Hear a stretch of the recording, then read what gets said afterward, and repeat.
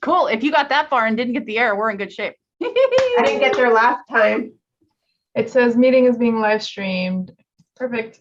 World. But we're technically on now. Yeah, we are. As long as it's working. I suppose you can turn it off, turn it back on later. I don't know.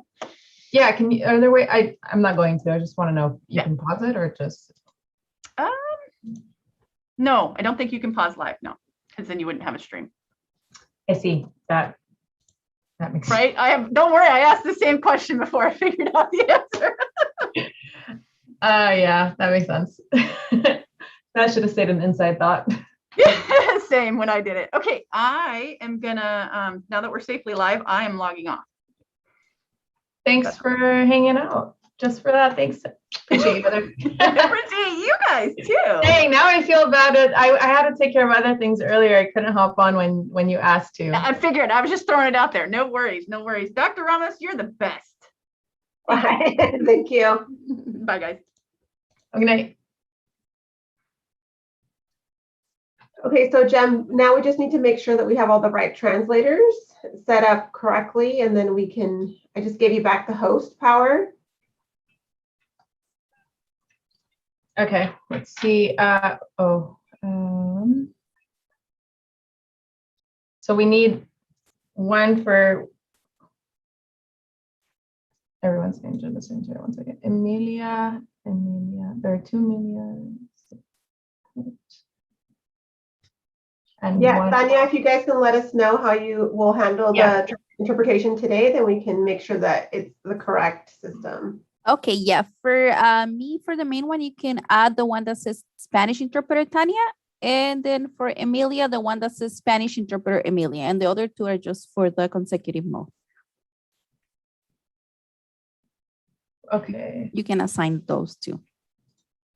So Tanya. Sorry, let's see. Spanish and Emilia, or Yeah, the one that says Spanish Spanish interpreter interpreter Emilia. Emilia, and that one's Spanish to English. Or Uh, to English to Spanish? Spanish. Yeah. And then Tanya, English to Spanish.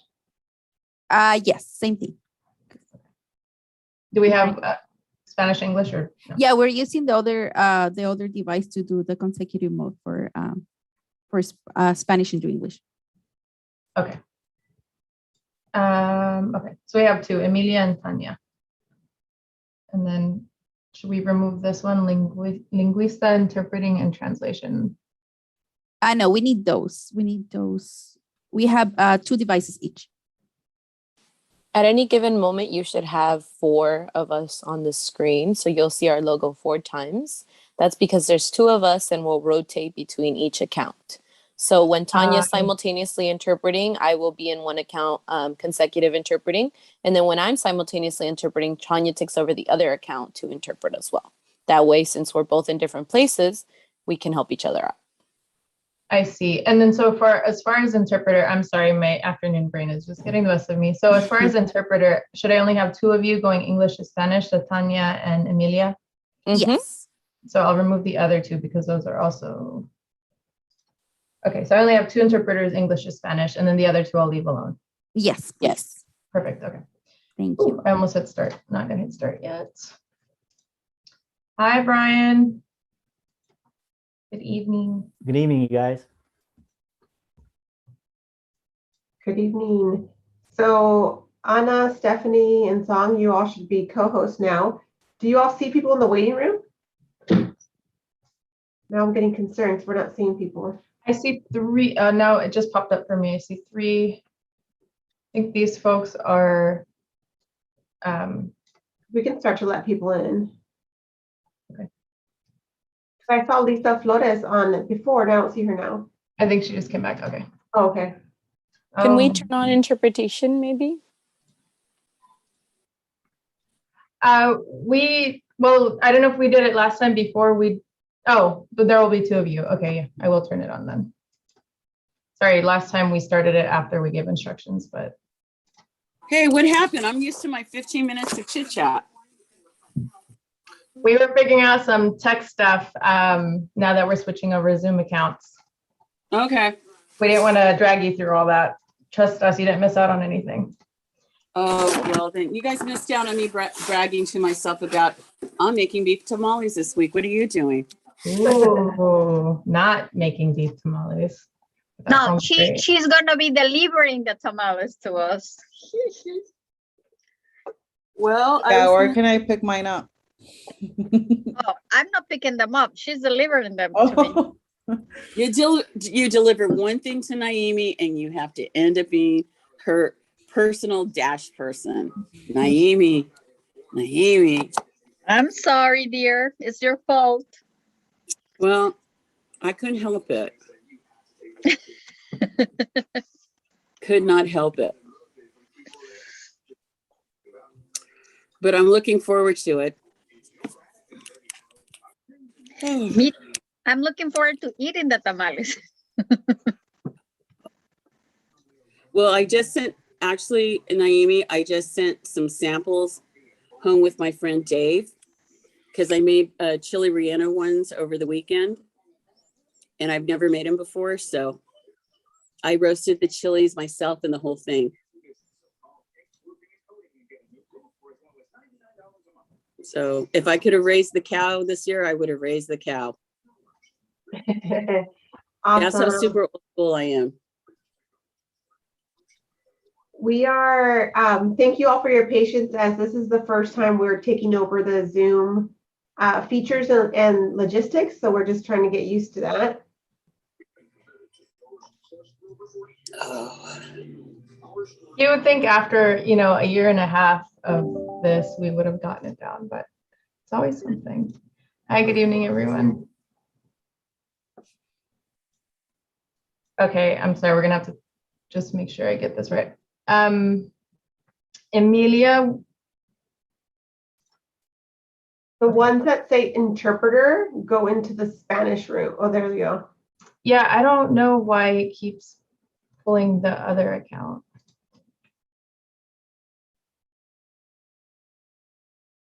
Spanish to English consecutive. And yeah, Jem, maybe if you just try ending the whole thing and then re-putting in those two emails. Let's redo that. Zoom, insert. I want to give you guys a heads up. I want to add something to tonight's discussion real quick. In addition to what we have on the agenda? Yeah, it's going to take maybe not even 10 minutes, actually. Yeah. It's important because it just came up. Well, we have a pretty packed agenda with the budget, which will take up a huge chunk of it. And then maybe if we have time toward the end after updates, we can squeeze that in. That won't work because there's legal timelines involved. But yeah, no, we'll have space for you to add when we have updates. That could be the update that you share.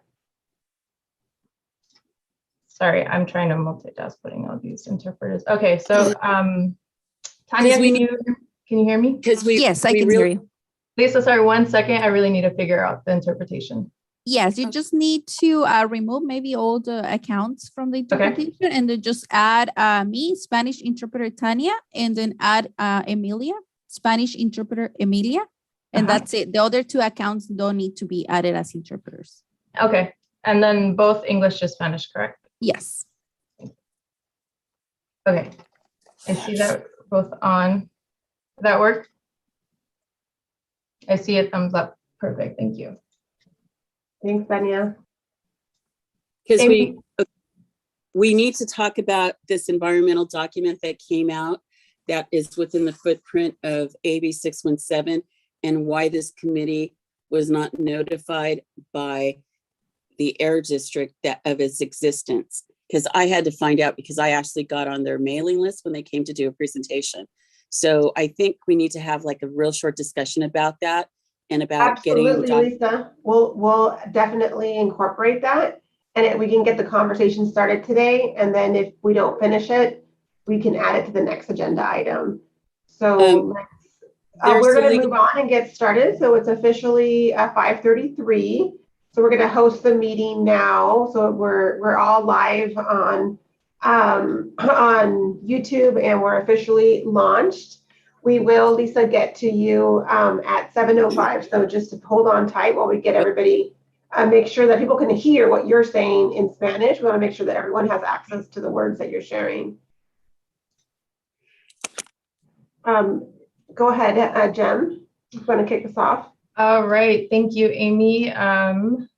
Thank you for your patience as we figured out the Zoom logistics. As it's noted in the invite, we are taking over Zoom. So of course, it's going to be a little rocky.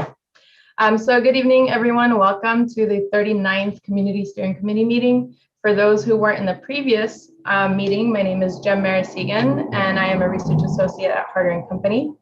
It's my pleasure to be the new lead facilitator in this community moving forward, and I'm joined by my colleagues, Dr. Amy Ramos and Liz Lev. You'll see our team is indicated with H+Co at the end of our name. So if you have any questions, please direct them to any of us.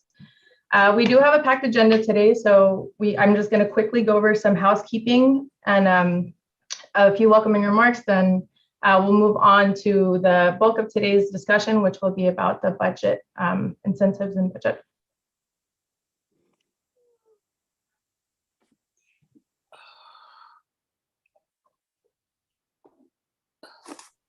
Jem, you accidentally got muted. Sorry. No worries. So I'm going to go over really quickly some interpretation for those who prefer to listen in Spanish tonight. So located at the bottom of the screen in your Zoom controls, you want to click interpretation. It has an icon of the globe. You want to click the language you'd like to hear. For this meeting, it'll be Spanish as another option. You will click mute original audio. Otherwise, you will hear both the English speaker and Spanish interpretation. If you have any questions, please use the chat feature, also located at the bottom of your Zoom controls, and you can type in your question. My team and I will be monitoring that. I'm going to pause really quickly and let the interpreter provide those instructions in Spanish. Buenas tardes, bienvenidos. Tenemos interpretación al español disponible para ustedes el día de hoy. Si pueden, por favor, si están utilizando una computadora, en la parte baja de su computadora van a ver un icono de un mundo. Al presionarlo van a seleccionar español y también van a silenciar el audio original o mute original audio para que solo puedan escuchar en español. Si ustedes están utilizando un teléfono móvil o una tableta, sus opciones son diferentes. Presionen su pantalla, van a ver 3 puntitos con la opción de More o más. Y van a ver la opción de interpretación de idioma, van a seleccionar español, silenciar audio y original y por último, listo, finalizar, terminar, done, dependiendo cómo estén sus opciones. Gracias. Thank you. All right. And if you haven't already, please make sure to mute yourself and make sure that your full name and organization are showing. So to change your name, you want to click on the 3 dots on the upper right-hand corner of your video. If you're a CSC member, please use this naming convention in green with your CSC - first and last name. Similarly, if you're a resident, you can use a naming convention with an R. This is really important because this helps us track attendance, which also informs our stipends for attendance. So all other participants, please use the naming convention below. And so if you're AD or Carb, please indicate as following, and then your name as follows. I'm hearing some white noise. So again, please remember to mute yourself as we want to get through a lot tonight. Okay, and just a reminder, we want to remind some folks of etiquette since we want to get through a lot tonight. So we want to remember to stay on mute. If you are calling in by phone, you may use *6 to unmute yourself. If you'd like to ask a question during the presentation and raise your hand, please raise your hand by using the raise your hand icon at the bottom of your Zoom controls. If you're calling in by phone, use *9 to raise your hand. And as a reminder, residents in the stipend program should stay for at least 75% of the meeting to be eligible for the stipend. So again, our meeting is scheduled for 2 hours today, so you would need to stay at least 90 minutes to be eligible for the stipend. And it is our responsibility to ensure conversations are productive and respectful. And these are the group agreements that you all have been using with a previous facilitator. If the group feels we should update these, there will be an opportunity to discuss this in the future. I will shortly show these rules. and then we can show it in Spanish and then get going with the agenda. So please remember, the goal here is to help achieve the meeting goals. We really want to be focused on solutions and the opportunities and have a productive language. We want to ensure that everyone has a chance to participate. So if you tend to be someone who likes to speak up a lot, please make some space for others. If you're one who tends to stay quiet, we encourage you to speak up and share your thoughts or questions. Please remember to be civil and respectful. It's okay to disagree, but there's a way we can do it in a really respectful, empathetic, and civil manner. Again, we have a really short time here, so stay on point and stay on time. We ask that you all keep your comments brief and to the point, allowing everyone else some time to participate. And again, it's okay to disagree, and if something really riles you up, you want to attack the problem and not the person. You are not your idea. No one is their idea. So respectfully challenge ideas or outcomes. You never want to attack the person. Again, as facilitators, we will do our jobs to make sure this is followed. And we also, of course, want to honor everyone's humanity and dignity, as we are humans before any of our titles on our Zoom. And then lastly, we want to see common ground, right? So we're all here for the same reason, and we might have different ideas on how to get there. That's fine. That's what discourse is all about. But the goal here is to really build consensus and find shared values so that we can move the work forward. I'll quickly show these group agreements in Spanish for those who prefer to read them in Spanish.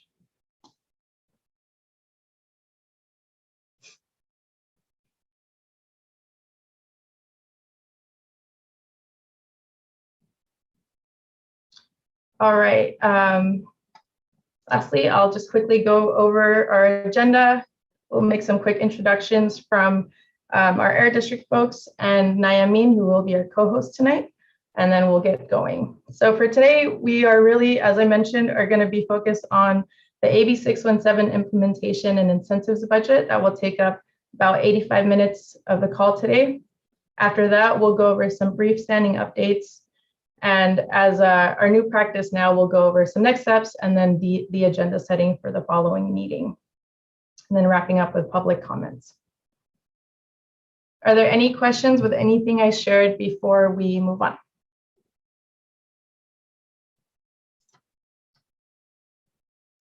I don't see any questions from the chat. Yeah, I got a quick question. Yes. Where am I going to fit in? Because, this item that I have is actually time sensitive for comments of November 27th. That's about a little over 2 weeks from now, so we can do it right after the budget conversation. Okay, thank you. Thank you. Any other questions? Awesome. All right, well, you've already heard plenty from me, so I'm going to hand it over to Ryan to introduce himself, do some welcoming remarks, and then Nayamin, our co-host. Yes, good evening. Thank you, Jem, and good evening, everybody. Good to be here once again. Excited to have a conversation and following the request of the Community Steering Committee, and glad to have Nayamin as a co-host at tonight's meeting, and I'll turn it over to her. Thanks. Thank you, Ryan. Buenas tardes o noches. Good evening, Nayamin Martinez. Thank you all for joining. I think this is a very expected time for all of us, because I don't know about you, but I think that with some of you that I have discussed this, we have been waiting to have a better understanding of the budget, both at Carb, but also in the Air District. And most importantly, how us as members of this committee can be more engaged in really how this process of budgeting happens, and how we can, what we're going to listen today is what has happened in the past, but that means it's just for us to understand how do we want to recommend changing it in the future. At least that was my expectation when we requested this topic in this agenda for today, and I hope that we see this as the first stepping stone towards that direction, and that we ask all the questions that we consider pertinent. I work with Carb and the Air District just to kind of bounce around, like, is this too much information? Is this too little information? hopefully you guys, if you feel that this is too vague information, that you needed more details, I am sure that they all are ready to share additional information as we see fit, but we didn't want to, go overwhelmed with the level of the details that could be presented tonight. So with that, I think Carb will be presented first. Cool. Thanks, Naimeen.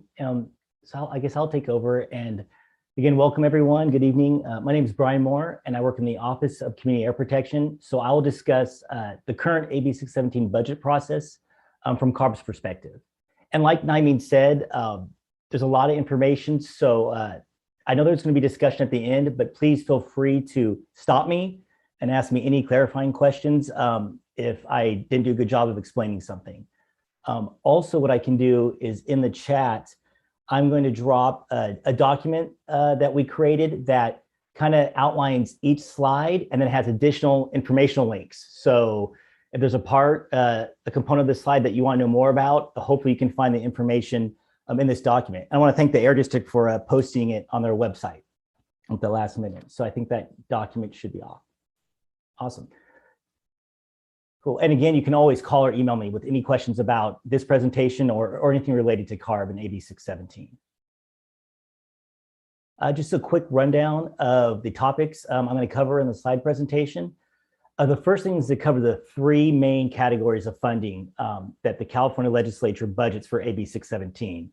And that'll fall under incentives, implementation or administrative funding, and then the community air grants. And after we discuss those three main buckets, I'm going to go into how these funds flow. So for both of these types of funding, so how do the incentive funds get from the legislature all the way down to the community? And we'll go through that again with how the implementation funds go from the legislature and out to the air districts.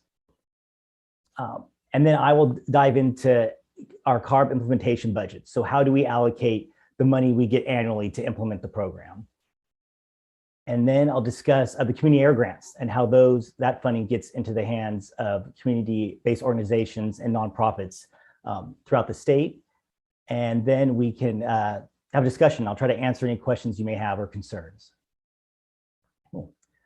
So jumping into these three funding categories. So again, this first kind of green puzzle piece kind of represents the incentive funding money. So we call these community air protection incentives or CAP incentives. So this is the funding pot where, like in South Central Fresno, the vegetative barrier project or the truck rerouting, all of those incentive measures in your SERP, they're funded through this incentive green puzzle piece. And the second puzzle piece, this blue one, are the implementation funds. So these are used by the Air District and CARB for like staffing, administration, stipends, equipment too. So like air monitoring equipment that the Air District has purchased for the community air monitoring plan in Fresno comes out of this blue puzzle piece, the implementation portion. And the final puzzle piece, this purple one, are the community air grants. So this is money that is dedicated to go directly to community groups to work on capacity building, education, as well as more technical projects. So like community-led research or community-operated air monitoring campaigns and programs. And one point I did want to make about these three puzzle pieces is that the legislature actually assigns specific amounts to each puzzle piece. So money can't be changed between these puzzle pieces. The California legislature actually defines how much goes into each puzzle piece in their budget bills every year. Cool. Whew, time for this slide. So moving on, we're going to stick with that green puzzle piece. So the incentive funding, right? And what I have here, this kind of football-shaped figure, we're going to follow the flow of funding from the state, so the legislature, all the way down on the top half of this diagram to how it gets to the air districts through CARB. So like I mentioned here, the first step is that the legislature in their annual budget bill allocates a lump sum of incentive funds to be spent throughout the state in the AB 617 program. The next step is that CARB works with the air districts to allocate those funds between the 6 main air districts as well as the other 29. So there are 35 air districts throughout the state who all receive some incentive funding. And I'll go in on a later slide, I'll kind of go over the guiding principles we have used up to this point to work on that allocation. So after the funding amounts have been allocated to all the air districts, Carb develops program guidelines on how to spend the money. And these are really high level guidelines. They're not defining, where a specific project is going to take place in a community, but these more outline the goals of the funding. Things like projects must result in emissions or exposure reduction. So kind of overall umbrella guidelines for how the money should be spent. The next step, once the guidelines are created, is that the air districts enter in agreements, an official agreement with Carb through a grant. So the money is then given to the air districts under the, official agreement that these funds will be spent according to those Carb guidelines. And then the final step on this top half is that then the community, through the steering committee meetings, as well as the SERP, kind of prioritize the incentive strategies and where this money should be spent. And so before we get to how that money actually gets into a community project, I'll go take a stop here. There's a lot of stuff. If anyone has any questions about the top half of this process.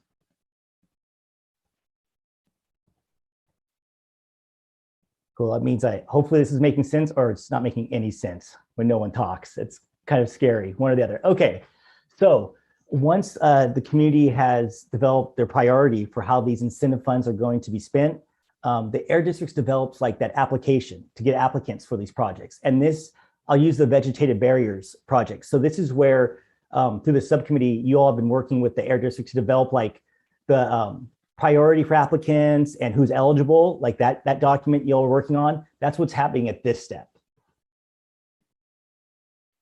And once the application is created and applications are received, those projects are evaluated based on the program guidelines. So do they meet Carb's guidelines? Plus, do they meet what you have all put into the application? And you kind of prioritize the ones you think that should receive funding. And once it has been decided that an applicant is going to receive funding, the air district signs a contract with that applicant for the project. So the applicant could be, again, with vegetative barriers or greening, it could be Tree Fresno, or it could be an individual homeowner that's taking advantage of the program and putting a tree in their front yard. The next step is that the air district kind of inspects the project site and makes sure that a tree is being planted, and then the applicant is paid. And the final step that brings us back kind of to the beginning is that the air districts report back to Carb annually on how the incentive funds are being spent to make sure it matches up with the guidelines. And so this is an annual process that happens with incentive funding from the California State Legislature all the way down to the recipient of the funds in the community. So I can pause again for a sec if anyone has any questions on this figure. I know it's kind of a lot. Oh, okay. So with this figure, I've actually taken the CAP incentive funding, and we're showing on this chart how it's split up annually among all the different air districts. So in this figure along the x-axis, we have the larger air districts broken out, as well as a little category here for the rest, the others. So we have South Coast, San Joaquin Valley, Bay Area, San Diego, Sacramento, and Imperial. On the y-axis, we have the millions in dollars that were received annually. And San Joaquin Valley here, I believe, has received 67 million in incentive funds. So that's represented by the San Joaquin Valley bar there, out of a total of 245 million that the legislature allocated for AB 617 incentive funds, CAP incentives, statewide. Cool. So now this is important. So how does everyone decide how this big pot of money that the state allocates to CAP incentives get distributed among the air districts? So currently, these are the principles we use to allocate our funds. So what we start off with is the first year of the program, the legislature actually spelled out how much the major air district should get per year. So that's kind of our starting point. We look at that first year of funding and kind of start with those numbers. And then we use the following principles to kind of tweak that amount. So one thing that's considered is how many AB 670 communities have been selected by the CARB board, and in what air districts were they selected. In line with that, trying to be a little forward-looking, we also looked at other communities that could be selected in future years. So many communities have a lot of support and have been nominated in multiple years. So we try to predict what communities will be selected in future years when allocating funds. But we also want to consider opportunities for the smaller air districts to implement projects in their disadvantaged communities. So that is also concerned, represented by that kind of all others bar on the previous chart. Also, per our board direction, CARB's direction, at least 70% of these funds, they need to be spent in disadvantaged communities. And then at a later point, that umbrella was kind of widened to also include not only disadvantaged communities, but also low income communities. So that's where you see that second part, about at least 80% in a combination of those two. So what happened was, all of you that are familiar with CalEnviroscreen has a pretty, I guess you could call it rigid definition of a disadvantaged community, being the top 25% of census tracts in that tool. And so the idea was to expand that definition where a community may fall not in that top 25% of that specific tool, but also maybe disadvantaged, historically marginalized, and overburdened with a lot of social stressors, including air pollution. So that's where that or low income communities comes from. And on that document I attached, the little link, it kind of describes those two bills that kind of define that. So that's where those two things come from. And so when you add up these 5 previous bullets, the result is that the primary consideration when funds are allocated among the air districts is the population of disadvantaged communities within each air district kind of drives the allocations. When you kind of look at those 5 bullets above, where we're looking at selected communities, low income areas, disadvantaged communities within the air district, that kind of has been the driving factor up to this point, you know, the need per air district.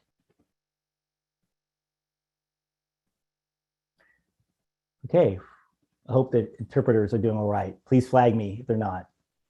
Okay, cool. So we finished with the green puzzle piece now, the incentive side. So now we're going to go over the flow on the implementation side of the funding. So this is really similar, but a little simpler than the incentive funding. So it starts out the same, where the legislature appropriates a lump sum for the state for implementation of the program. And then CARB works with the air districts and CAPCOA. So CAPCOA is an association of representatives from all 35 air districts. So it's kind of a way for them to get together and discuss air pollution control throughout the state. So CARB works with the air districts and the representatives on CAPCOA to figure out allocations for implementation funds. And a lot of the same principles that guide incentive funds are also used in this process.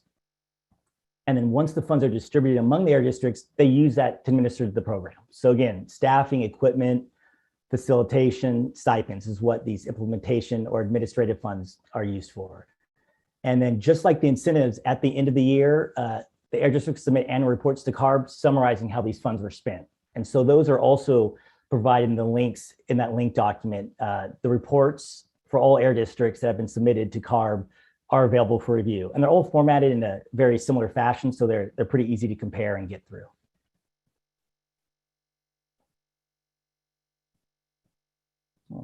Okay, so this slide breaks down implementation funds annually, just like the incentive slide. So here again, just to recap, we have the air districts along the x-axis on the base here, and then we have the dollars and millions on the y-axis.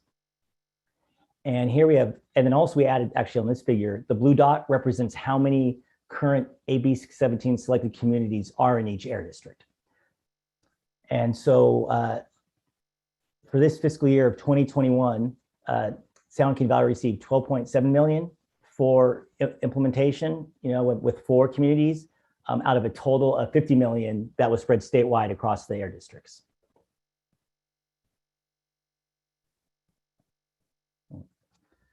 So this figure is actually looking at how implementation funds have changed over time. So if we look down here on the x-axis, we have the 5 years of the program, starting in fiscal year 17-18 to fiscal year 21-22. And the kind of gold yellow line represents air district funding, the big pot. So this isn't just San Joaquin Valley, so the big pot for the whole state. and the bluish green line represents CARB funding. And the y-axis again is in millions of dollars. And as it's pretty obvious, you can see after that initial year, so in 17, 18, we hadn't selected communities yet, and you can see that, but after that point, funding has maintained pretty much stable and flat over the 4 years of the program, even though we have been adding communities to the program. So you think I guess the slice of implementation funds per community are dropping because of that. Sweet.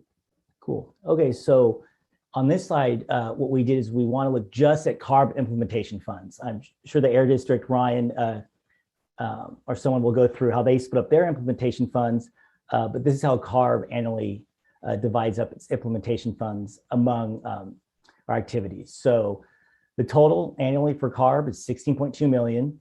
And this pie chart here represents like the major program components that by law CARB is supposed to perform. So we have the statewide monitoring plan, initiation of our statewide strategy. Our tech clearinghouse is that gray bar, which has to do with looking at like new and advanced emission control technology. And then the gold one has to deal with emissions inventory. So figuring out, especially on the mobile side of things, what types of emissions are happening in these communities statewide. And so what we also did here is we took this orange piece, the statewide strategy, and we kind of blew it up here and broke down the subcategories of the type of activities we see underneath the statewide strategy. So community assessment is one thing we do. As an example, before community selection, we assess all communities, look at demographics, health impacts, emissions, air quality throughout all the districts, falls underneath this piece of the pie, as well as enforcement activities. So the enhanced enforcement that's happening with AB 617 falls into the statewide strategy pie. And as well as guidance document development. All of you who were at our consultation group meeting that happened just before this, that would fall in this piece of the pie as well. And there's a lot of discussion about revising the program guidelines in the blueprint. Within the links that I supplied, there's a table, if you click on it within there for this slide, that actually breaks down all the little pie pieces here, like this example of the statewide strategy. So if you're interested in learning more about, what falls under statewide monitoring in AQView, that table that was in the links will show you that. And if anybody has trouble finding it, just email me or call me or chat me after this, and I'll link directly to the document.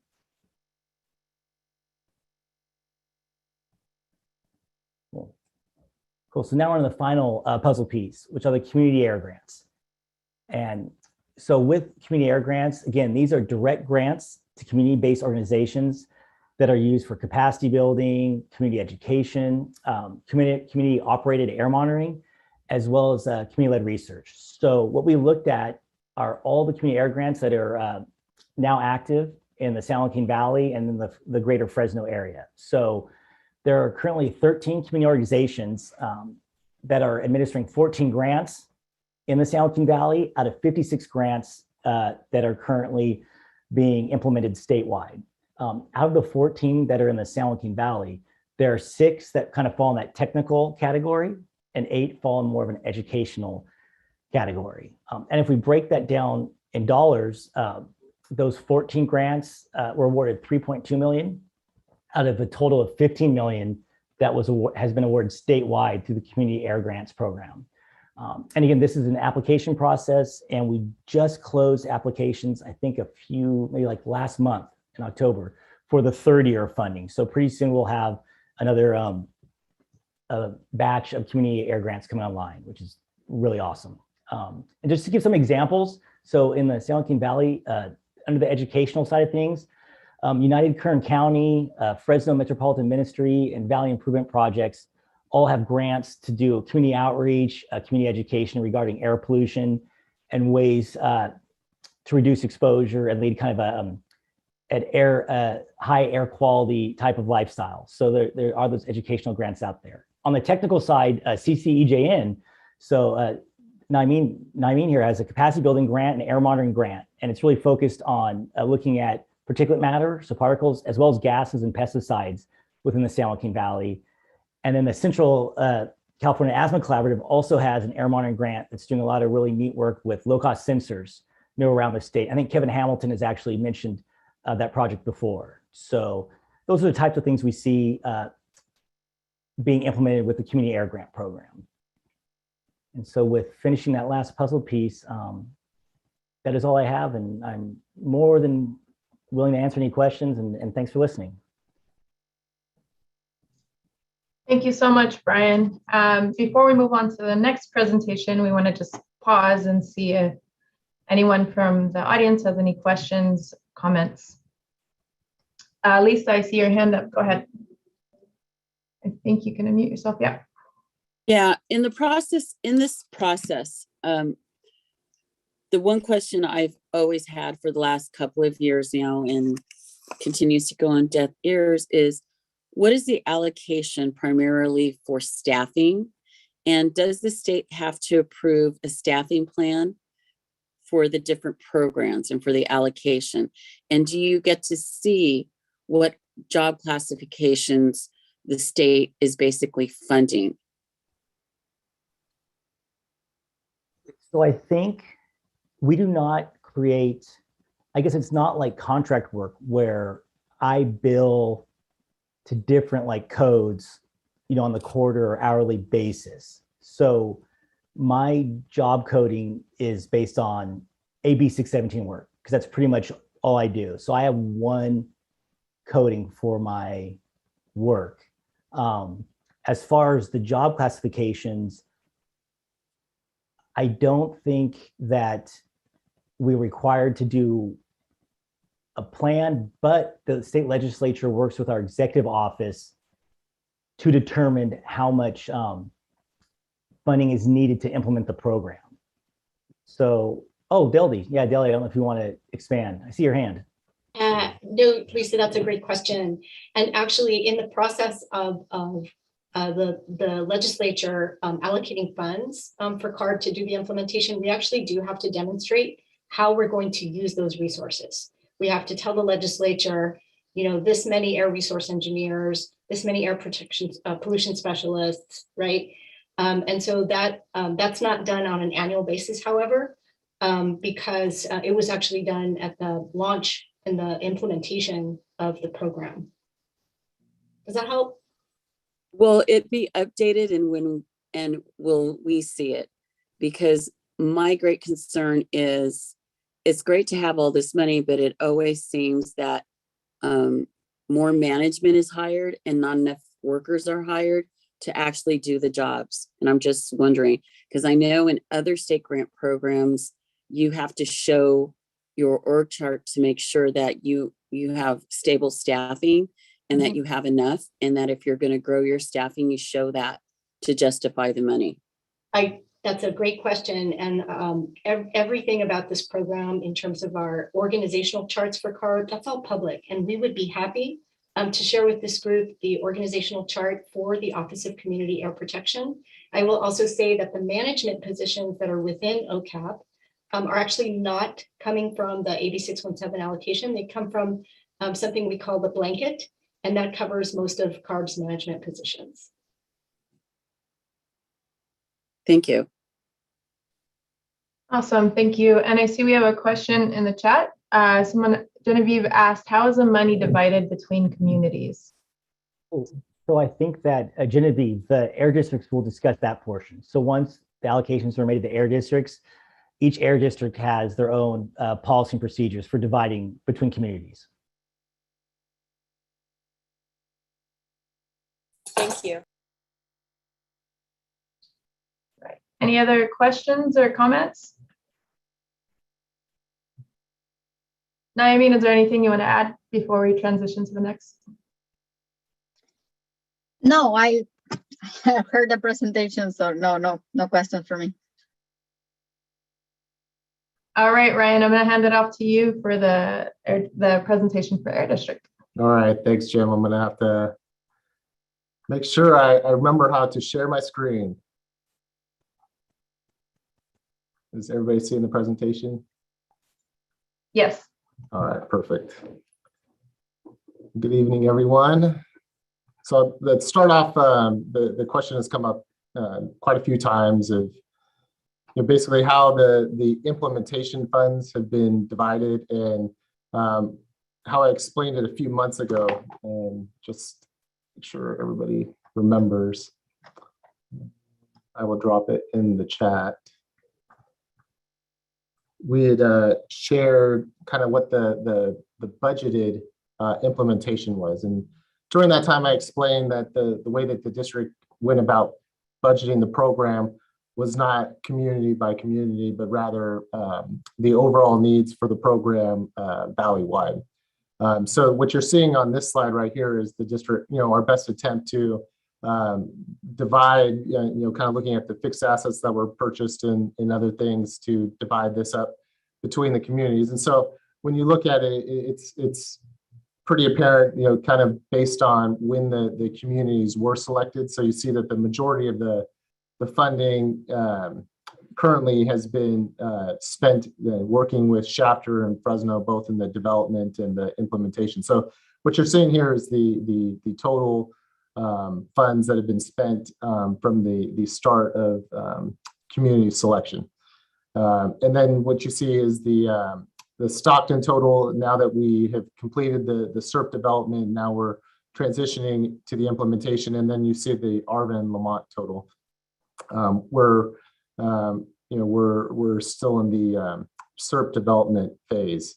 And so on the right-hand side, you see the kind of the breakdown into 4 categories, where for the salaries and benefits for the staff working on the program, the services and supplies, the fixed assets, which is primarily the air monitoring equipment, and then this is the SERP incentives, and this column is specific to Fresno. How much was committed to being spent on the incentive-based measures in the Fresno Community Emission Reduction Program, and then what is currently been spent to date.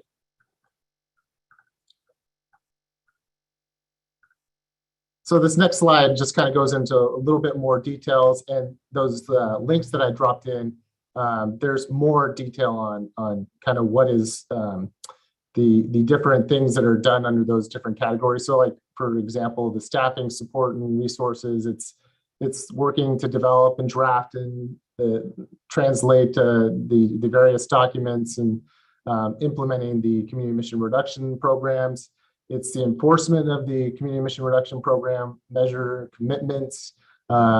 This includes increased inspection at stationary sources, doing more surveillance for fireplace burning and illegal burning, things of that nature. It's developing new grant programs. So one of the things that has been highlighted is the need to have more innovative strategies. And so what you're seeing, for example, with urban greening, vegetative barriers, those are air filtration, those types of things, those are all new to the district. So we need to develop those grant programs.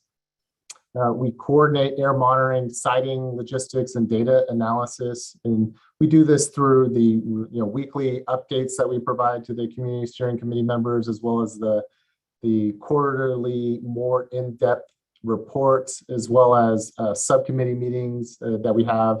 And it's also in the form of working with steering committee members, understanding where there may be additional need to do more mobile air monitoring in those within the community, things of that nature. It's the planning and the coordination logistics for the community steering committee meetings. It's the agenda setting meetings. It's the subcommittee meetings. It's the ongoing analysis to review our rules and regulations, which is part of the legislation mandates. It's we've often talked about expedited best available retrofit control technology. And I know we have been sending out quite a few notices to all this community steering committee members about the various rulemaking processes that we've been undergoing since beginning this process. It's the collecting and the validating of pollutant reporting information for all stationary sources. This is also a requirement of the AB 617 legislation for criteria and toxics reporting. So that is also in there. It's the next category is the program services and supplies. So it's things that we need to run our air monitoring stations. It's facilitation, interpretation, translation services. It's the stipends that the resident members receive. It's postage for sending things out to residents, and it's air monitoring toxics analysis. So sometimes we have to send things off to laboratories to perform testing of the samples that we take. And then fixed assets that consists of our real-time air monitors, the community air monitoring van, as well as our portable air monitoring shelters. And so on the right-hand side, this is just a diagram of that the budget amount for 21-22 for the overall program valley-wide. And once again, that information is in more detail in the links that I dropped in the chat in both English and Spanish. So just kind of take everybody back on, kind of how we got to the 43 or the $45.8 million that is in the Fresno Community Emissions Reduction Program in the form of incentive measures. So kind of going back to the beginning stages, we went through an exercise of working with the Community Steering Committee members on identifying sources of concern within the community, and then worked with the community members to identify potential community emission reduction measures or community emission or incentive measures to address a lot of those, in addition to outreach and enforcement and a whole host of other things. For the incentive measures that were identified and selected by the steering committee members, the total of the funds was $45.8 million. That's a commitment that was made in the CERP. And this is the process that we went through. Is every community throughout the state was a little bit different in the way that they went about doing it. A lot of the CERPs that were adopted don't necessarily have a specific dollar amount commitments. However, understanding that we wanted to make sure that the community mission or the community air protection incentives that Brian spoke about earlier were going to be used to clean the air within the two selected communities initially in South Central Fresno and Chapter. But this was a firm commitment that was made. And then from there, we went where we're at right now. It's we've gone through various exercises to go back and relook at the various measures and prioritizing them to work with all of you during the community steering committee members. We've had several exercises where we've done that. We've developed the subcommittee meetings in order to work on these, and from that, identifying the need to move funding, and for example, with the locomotive and moving that funding over to urban greening at the advisement of the community steering committee. And we're continuing to do that type of participatory budgeting with the steering committee. And I'm going to be talking a little bit later on these slides about how we kind of envision working with all of you to continue doing things of that nature. So just kind of going back, and I talked a little bit about how we prioritize the measures and working with the steering committee, and just want to go back over kind of where we're at with some of these. And I see some people squinting, so maybe I can zoom in a little bit, and hopefully people can see this a little bit better. So we have the broken down in just a few different categories: the community measures, the heavy duty measures, and the land use measures. And so many of these we've had subcommittees that are working very diligently on moving these forward, and we're regularly having conversations with the community steering committee members during not only the community steering committee meetings, but also in the subcommittee meetings.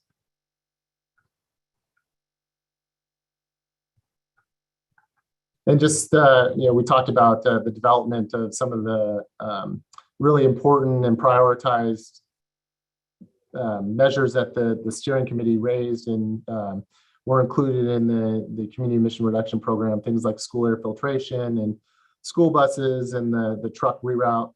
And then also just our work with the subcommittee and then taking the recommendations from the subcommittee to the full CSC for the formal recommendations, and then using those recommendations to take to our governing board for advisement. And the example that used here was vegetative barriers and urban greening, which went to our board in August, and they unanimously approved. So we talk a lot about this, the project plans, the incentive project plans. It's the process that we have to go through in working with Carb to be able to spend the community or the community air protection incentives that the district receives. So there's four kind of blocks of where things are at. So we had the ones that were pre-approved. That was like locomotives and alternative fueling stations, school buses, school air filtrations. We have the ones that we developed and approved, and proud to have worked with all of you on this. Being a brand new process, we were the first community steering committee in the state to develop these project plan and get them approved. And so in this column, we have the ones that we worked with you to approve for the Fresno, the South Central Fresno community, which is the truck reroute, the alternatives to ag burn, the residential lawn and garden, the commercial lawn and garden, vegetative barrier and urban greening, and then the most recently residential wood burning replacement, residential wood burning heating device replacement program. Currently, we are working closely with Carb on several more to get approved, which is the heavy duty truck replacement, the TRU, which is the refrigeration unit and yard truck replacement, the EV mechanic training, and then the vehicle repair program. And then right now, and you see Todd here tonight, Todd DeYoung, who's the director of our incentives program.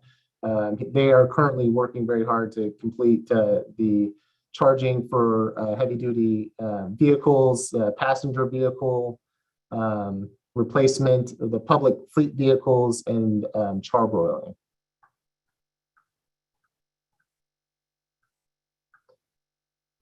So we talked about the different blocks of funding, and so this chart kind of shows where we're at. So this green number is how much we've spent to date of the $45.8 million.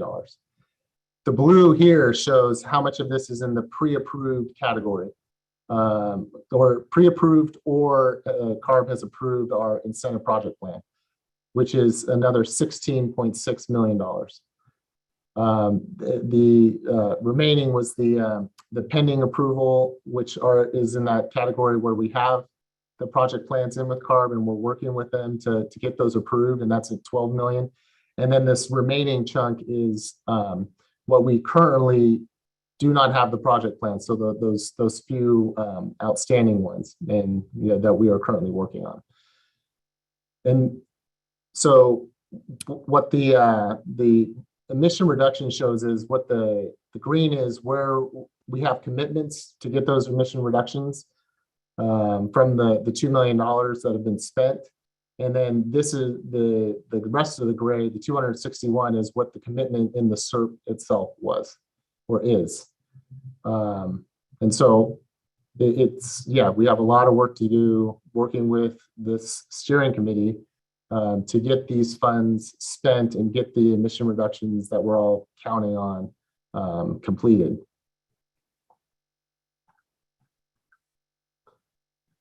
So this is really, I think, the crux of the conversation is like, how are we going to work together to spend the funds, and how is the district and Carb going to keep the steering committee updated on where we're at with any of the individual incentive measures, and if there's going to be concerns with not spending the funds, or inability or interest in these different programs, how we're going to be able to work with the steering committee to shift funds around. And so what we have here is our proposal to the steering committee, and what we'd like to hear is like what additional feedback or what you think of this process, and any other thoughts and ideas that the community steering committee has on this.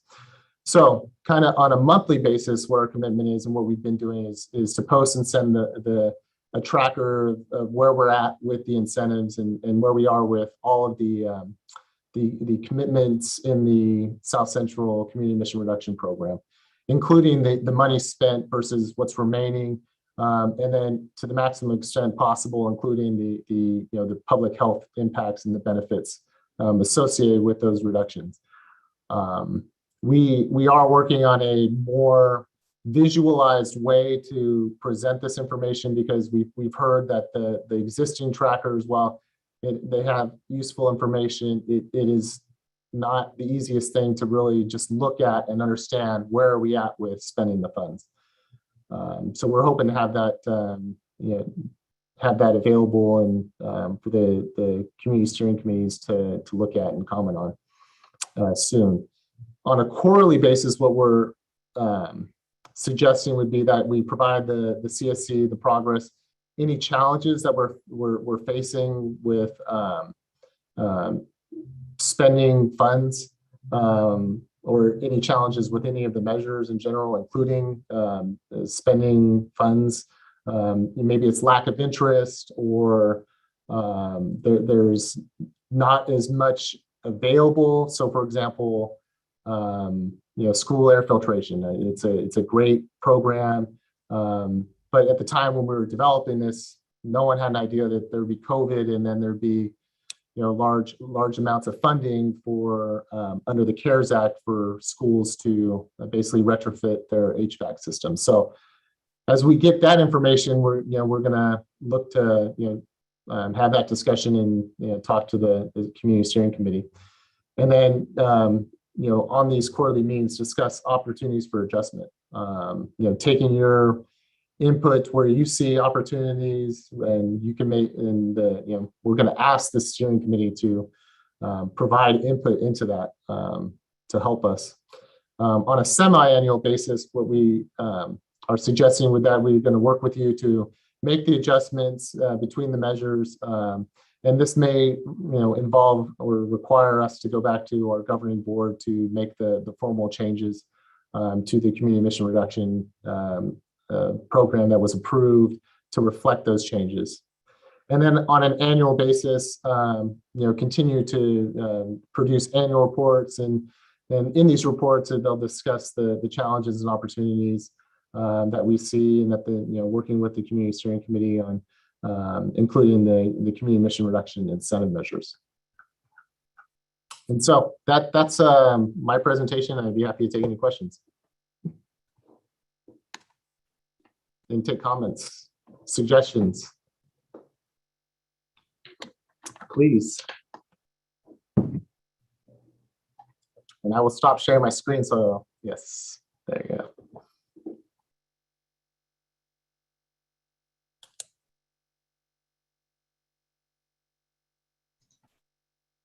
And for those on YouTube Live, we are monitoring, so let us know if you have any questions. We will read them out loud in the group as well. We allotted about 35 minutes for a question or discussion. Does anyone have any comments, clarifying questions? Ivanka, I see you have your hand up. Go ahead. Good evening, everybody. Thanks for the presentations, Brian and Ryan. I'm looking at what you proposed for the commitments from monthly to quarterly and annually. On the monthly commitment, I guess my question is looking at, for example, the amount of money that we wanted to initially put towards air filters, and we see how much funding is coming because of COVID funds and resources to schools. Where in that process that you're proposing would we really be discussing reappropriating funds to a different measure, or like when, as we're working on these CERT measures, when and where would we really be discussing that? Or is it just discussing that as the CERT measures are coming up that we have or haven't worked on yet? Does that make sense? So think so. Let me try to answer it, Ivanka, and if I don't hit it on the head, please stop me and I can course correct. I think kind of going back to where, just because it's an example where we did this, I kind of go back to the vegetative barriers and urban greening. We're working as a subcommittee, and even the school air filtration and like kind of that dialogue that was started. I think what we're going to be doing is we're going to be talking in these various subcommittees, and there may be recommendations during that time to shift funding. And I think what we're trying to do is come up with a process to potentially take several readjustments to the board at one time to kind of streamline that process. But the conversation, I don't think is going to happen just like we're only going to talk to you on a quarterly basis or an annual basis. These conversations will be ongoing, and we'll take suggestions, recommendations, advisement from the community steering committee like we did. That would be kind of how we envision it. And as we come up to challenges, I'm not going to, we're not going to be like, we can't talk about it, we have to wait till the quarterly meeting. I mean, if we know about a challenge right now, we're going to raise it and talk about it at the agenda setting meeting and work through our established processes. Thank you. I see Naimeen, you have your hand up, and then Kevin after Naimeen. Go ahead. Yeah, well, I think you kind of already responded it, Brian. So any change of reallocation of funding from the original SERP that was approved by the Air District Board has to be taken for a vote to them? That's my understanding. Yeah, I mean that's the process that was established, because it's not only approved by our board, it's also approved by Carb's board. Okay. Go ahead, Kevin. Hi. It was a great presentation, by the way. One of the best ones I think I've seen of that whole process. But I do want to say, I think it's a lot of information for people to digest. I mean, that was like a marathon there, brother. All right, you tried. I mean, Lyman gave great feedback to us. It was, you don't have to apologize, it's very complete. But what I am going to suggest is maybe sending that presentation out to the group so people can kind of look at it between now and even the next CSC meeting, so they can really digest it, because there's a lot of meat in there, right? And so it's sort of it's almost overwhelming to me, and I've been working with it for how many years now? Too long. So I think it's something that people will appreciate, having seeing a few thumbs up there on it, that people have a little more time, they can come back and ask more specific questions. I do want to say, I did have a more, more money question. So you really laid out, I think, very well the whole funding process for AB 617 and then how it works nested within the Air District and the SERP process. And of course, you sent that document that kind of, again, is a bit overwhelming, where it shows the money and then all the huge list of things that it goes for. So it's kind of hard to sort those into categories. And I think the question was already asked, sort of, how do we find these dollars for just this one thing in there? So maybe a graphic that depicts that, like I hate to use the word spreadsheet, but something that we have kind of the direct line. But then the last thing is, within the SERP are a number of things that you already regulate, for instance, or you already have funding for.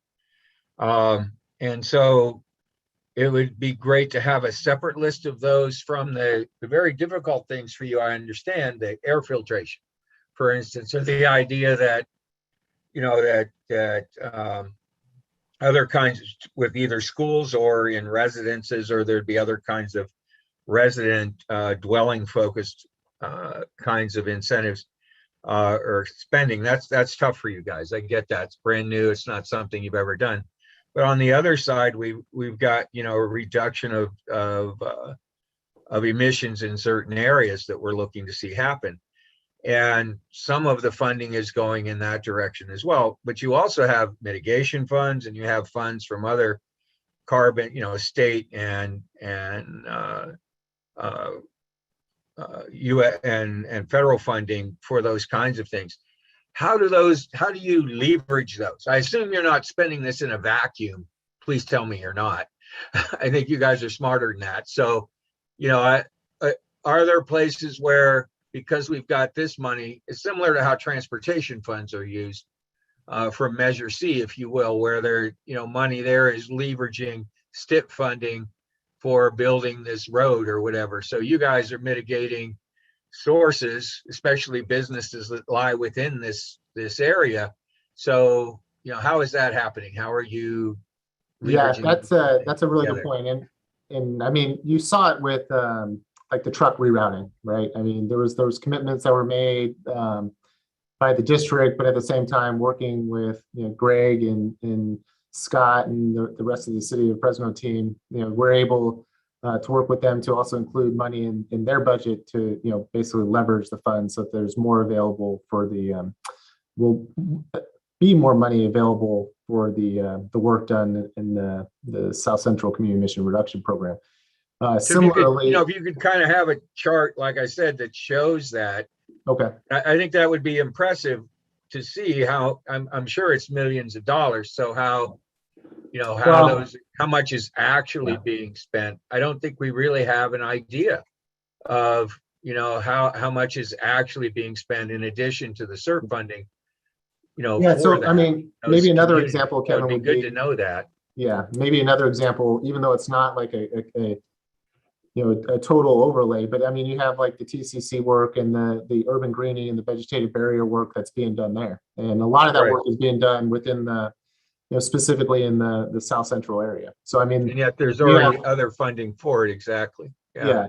And I mean, that was the goal for a lot of this. I mean, if it like, I know everybody here has read the SERP and a lot of the ways that we wrote the descriptions of the measures was to maximize and working to try to leverage those funds. I think, what you saw, for example, with urban greening and vegetative barriers, though, was the time it takes in order to get the agreements and everything else in place takes potentially years. And so not wanting to basically be beholden to the fact that we need to have the leverage or like the matching funds in order to be able to do this work and then potentially not be able to get it done. That's why we worked with the subcommittee and then the work later with the community steering committee to basically recommend that to remove the match requirement, to basically allow it, if we can get the match and then use that funding to count, if we can leverage that funding, fantastic. But if we can't, it doesn't stop us from still moving all this very important work forward. So we are definitely looking for things that are currently being funded and trying to match those up with other funds. And that's definitely, I mean, if the steering committee members know of funding opportunities are out there, I know Todd and his team are also always looking for additional opportunities to basically continue to bring additional funding even outside of the community air protection funds into the South Central funding or South Central Fresno community as well. I mean, that's part of the job that you have already is mitigating these emissions in these communities. So I think one of the big concerns is, that we're taking money away from some of the more innovative things community is proposing here when there's already money that the district should be spending. And so, having that, in a table. Okay. And showing that sort of relationship there. And then where you're already spending a lot of money to mitigate sources there, I think that would be very helpful. Okay. And transparency is a huge issue here. So that would be something I think everybody would like to know. And then the last thing that I'll mention is efficiency. So, I mean, we're almost 2 years into this now. And I think, for instance, like school air filtration was proposed and approved by Carb well within the first year. And it just feels like you know, we haven't seen a dollar go to a school yet to change a filter. We've already been through a pretty horrendous wildfire cycle, and there's another one coming. We know that is going to happen. So, you know, what did we learn that will allow us to expedite this process a little more, you know, speed it up? Yeah. I mean, it had never been done before, so it made sense it might take longer. But have we learned anything along the way here that would allow us to sort of speed this up? I know it has to go to the board, but that's sort of a Brown Act thing, Bagley Key, you know, we have to post, I guess for you guys, Brown Act, that you have to post it ahead of time and let the board know. So maybe you need a month or two for that, but you know, you don't need, you know what I mean? Yeah, no, the school air filtration, I think. It's just an example, by the way. Yeah, no, I think we were well on our path to working with the schools and getting that money spent at the schools, and then COVID happened.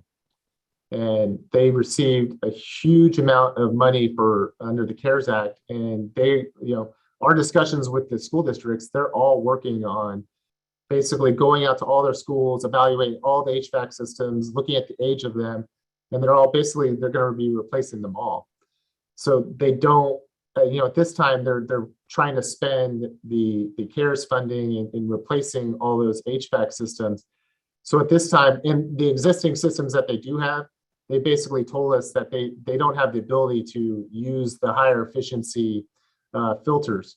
Basically, you know, we tested it out on, you know, for example, on our HVAC systems, and it put a pretty big strain on the fans themselves. And so, you know, they're limited in the capabilities of the existing systems to use the newer air filters and not the higher MERV rated filters. But yeah, I mean, we're still talking with them and getting updates. But you know, our latest conversations, there's still, you know, there's a lot of schools in these school districts, especially in South Central Fresno, that they're going through and evaluating. Well, the local West Fresno school, I mean, he's already moved forward and filed, and apparently is getting some SEP money from Carb. And, you know, I think they'd love to have some match money from the district on that.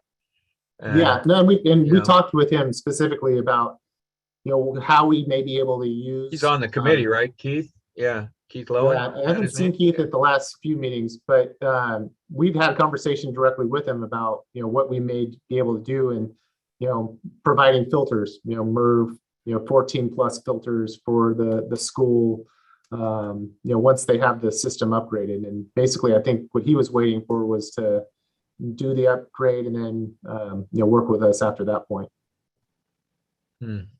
Thank you. Kevin, if you don't mind, I'm going to pass it off to I'm Genevieve. done. Thank you. Sorry. Yeah, no worries. Thanks, no worries. Thank you for the questions. Genevieve, I see your hand up. Go ahead. Yeah, thank you for the conversation, everyone. Well, one, I thought the graphics showing how implementation going are really great. Maybe it's the second to last slide. I love that slide. It'd be great to keep going back to that. And also on first blush, I think I would agree with the proposed check-in schedule that you have. However, that is on first blush.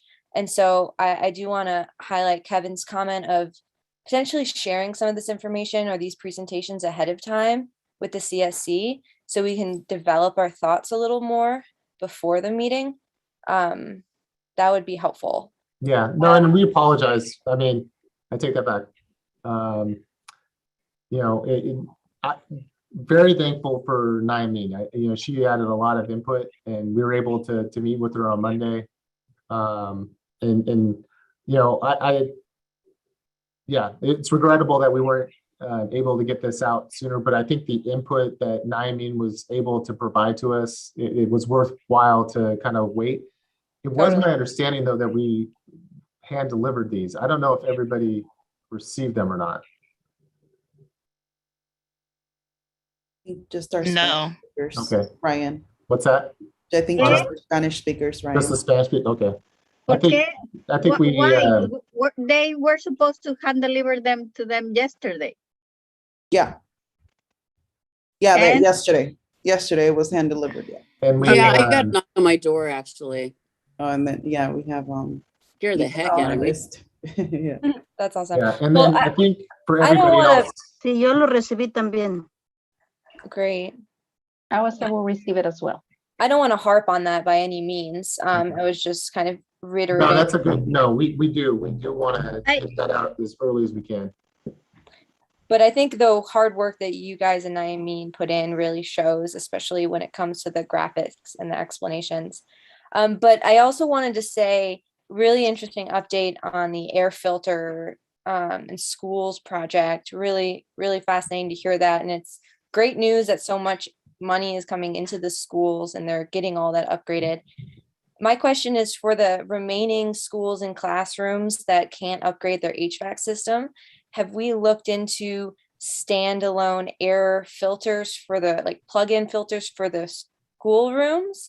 And if so, how would it work in terms of how all of the project agreements go? Would we have to like change the project report and get it reapproved by Carb for something like that? Just trying to understand how changes to certain programs can happen.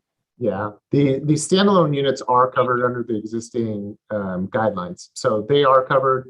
And that was part of the conversation that Todd and his team have had with the school districts. And that's part of their evaluation that they're also doing. So, I mean, if they do have classrooms or areas where, maybe the upgrade itself won't happen in those areas, there definitely is the potential for them to then, work with us to install standalone units. That's we would love to work with the school district and fund that if they express a desire. Yeah, and just to add to that point, Ryan's 100% correct. That's certainly been part of the discussion we've had so far. The reaction to the standalone units in classrooms has been a little bit mixed.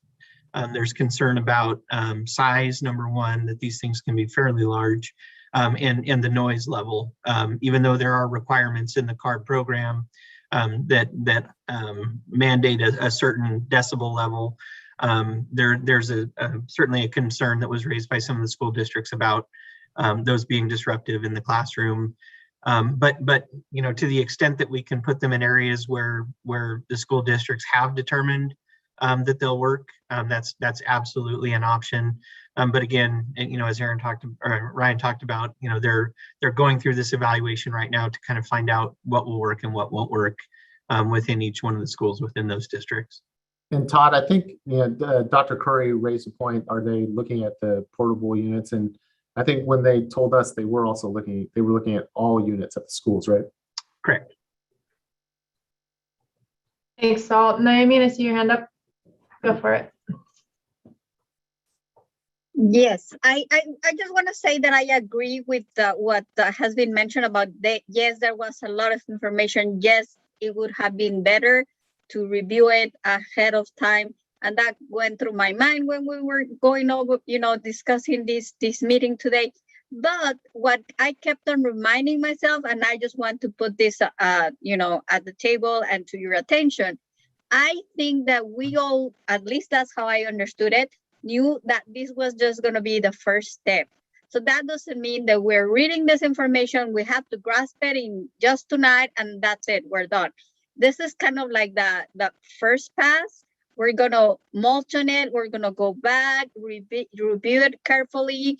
And I think that maybe the only thing I don't know, hopefully we have more conversations tonight about specific questions. But I think that definitely I would imagine that when we talk about the next agenda for our next meeting, that we will have to carve time to actually ask all the questions that probably are going to be more that people might have, because at that time we have more time to read these documents. But the other thing that I want also to flag is that, as I said in the introduction, I think that in my mind, I saw this exercise as just starting the conversation of, okay, this is all the money, this is how it moves, but now how we can all participate more actively. And if you have not seen it, I want to direct you to, and I can put the link in the chat. It's available in Carb's website, but the People's Blueprint, and I'm not sure if it's translated, probably not. But anyhow, chapter 9, page 47, it has a definition of what is participatory budgeting. And pretty much it says that steering committees, all of us, have the autonomy to design our own budget from the scoping phase all the way through the implementation. So that didn't happen at the beginning, but that doesn't mean that we cannot do it now. So I think that there are a lot of strategies that we can take a look at and see, like, are we going to need all this money for filtration, given that they are going to have money from other sources? Electric buses, we had said that we wanted more money there, but we also know that right now there might be more money coming in from other funding sources. So I think that the budget is going to be very fluid just because of that. And but I think that what we should take ownership is of continue the conversation of how do we want this money to be moved around, based on which priorities we think or strategies are important. And I was mentioning this example in one of the prep meetings with the Air District and Carb, that I recall sitting at the table, and I don't know, guys, if you remember, right after the CERB was approved in September of whenever that year was, 2019. And then in October, we were still meeting at Bangpao Elementary, and they have all these sheets on the wall, and we went out and we say which ones we wanted to, like prioritize or confirm the money that was allocated there. And I was sitting at the table with the Spanish-speaking residents, and for example, they didn't like to put money for, and even that the strategy was even included, like for the what is the name? Remember the name of the program, Ryan? I always forget. Oh, the vehicle, it's Tune In, Tune Up. It's the vehicle repair program. Because they see that it has a lot of weaknesses that, a lot of residents cannot take advantage of it. So despite that, it was included and money was allocated. So for example, that's just one of the many strategies that we will have to come back and say, okay, this is the strategy, this is the money that was assigned. Do we want to confirm it? Do we want to recommend something like we did with the urban greening funds? So, so all these long rhetoric just to say that we will have more time to discuss this, and that I invite you to look at this as the document of the money at almost at the same time that we go and look at the SERPs and see the SERP strategies. Do we agree with those strategies? Do we agree with the money that was recommended by the Air District to put there? Because unfortunately, we didn't have that participation in the first budget. So, but I think we have now the opportunity to reconsider how to reallocate the money.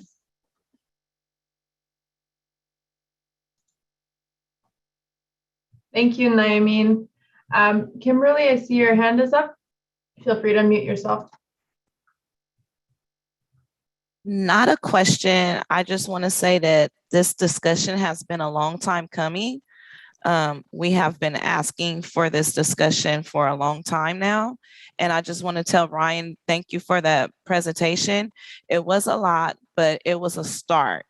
And I appreciate us just even taking the first step to start this conversation. And now we can start looking at funds and start looking at certain measures that are not measured, that are not implemented yet, and start moving funds so we can really start getting to do what we all came here to do, is to have clean air in South Fresno.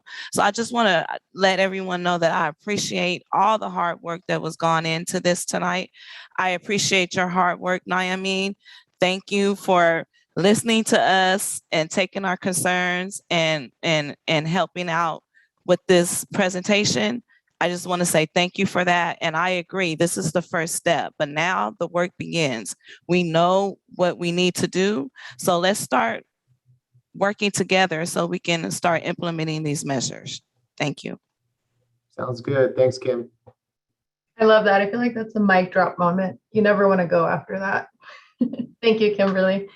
I just want to acknowledge a comment in the chat. So Lilia, yes, thank you for mentioning that. Saying they would have appreciated if they received the package earlier, and it sounds like the team just needed more time to get that ready for you and give you the great presentation they gave today. But to make up for that, as Naimeen and I think Kevin proposed, we can discuss adding some time in the next agenda. And so we can talk about this more when we get to the agenda item for the agenda setting meeting for discussion, so that you all have had at least a month to look through the material. Yes, like Naimeen said, this is just the beginning of the discussion, and don't worry, there will be more time and opportunities to ask questions and discuss what was presented. I also want to acknowledge another comment from Dr. Curry. It would be helpful to hear more about how portable classrooms in the schools with so many units are being addressed, if there's a plan, if the number of units have been identified, etc. As specifics become available, I would like for the committee to be updated. Thank you. Are there any comments, I guess, from Ryan around that? We'll make it a priority to touch base with the school districts within the South Central community again, and just try to get an update, and we'll follow up with the steering committee. Awesome. Thank you. We have about 10 more minutes for questions or comments regarding the budget. I see some people turned on their video, so I just want to make sure I'm not missing anyone.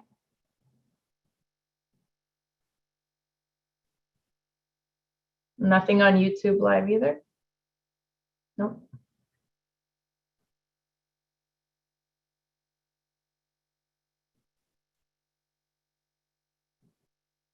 All right.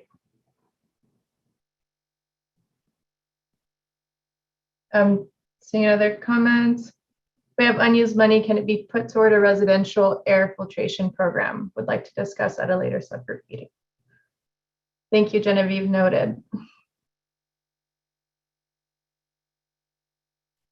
Okay, so yeah, it sounds like that was a lot. Thank you, Brian and Ryan, for the great presentation. I think as we discussed, this is just the beginning of the conversation, so fear not, there will be more opportunities to ask questions and keep talking about the budget. So with that said, we are going to move on to the next agenda item, which is the freestanding updates. And I'm going to kick it off with Ryan, who will give us updates from the Air District. Go for it.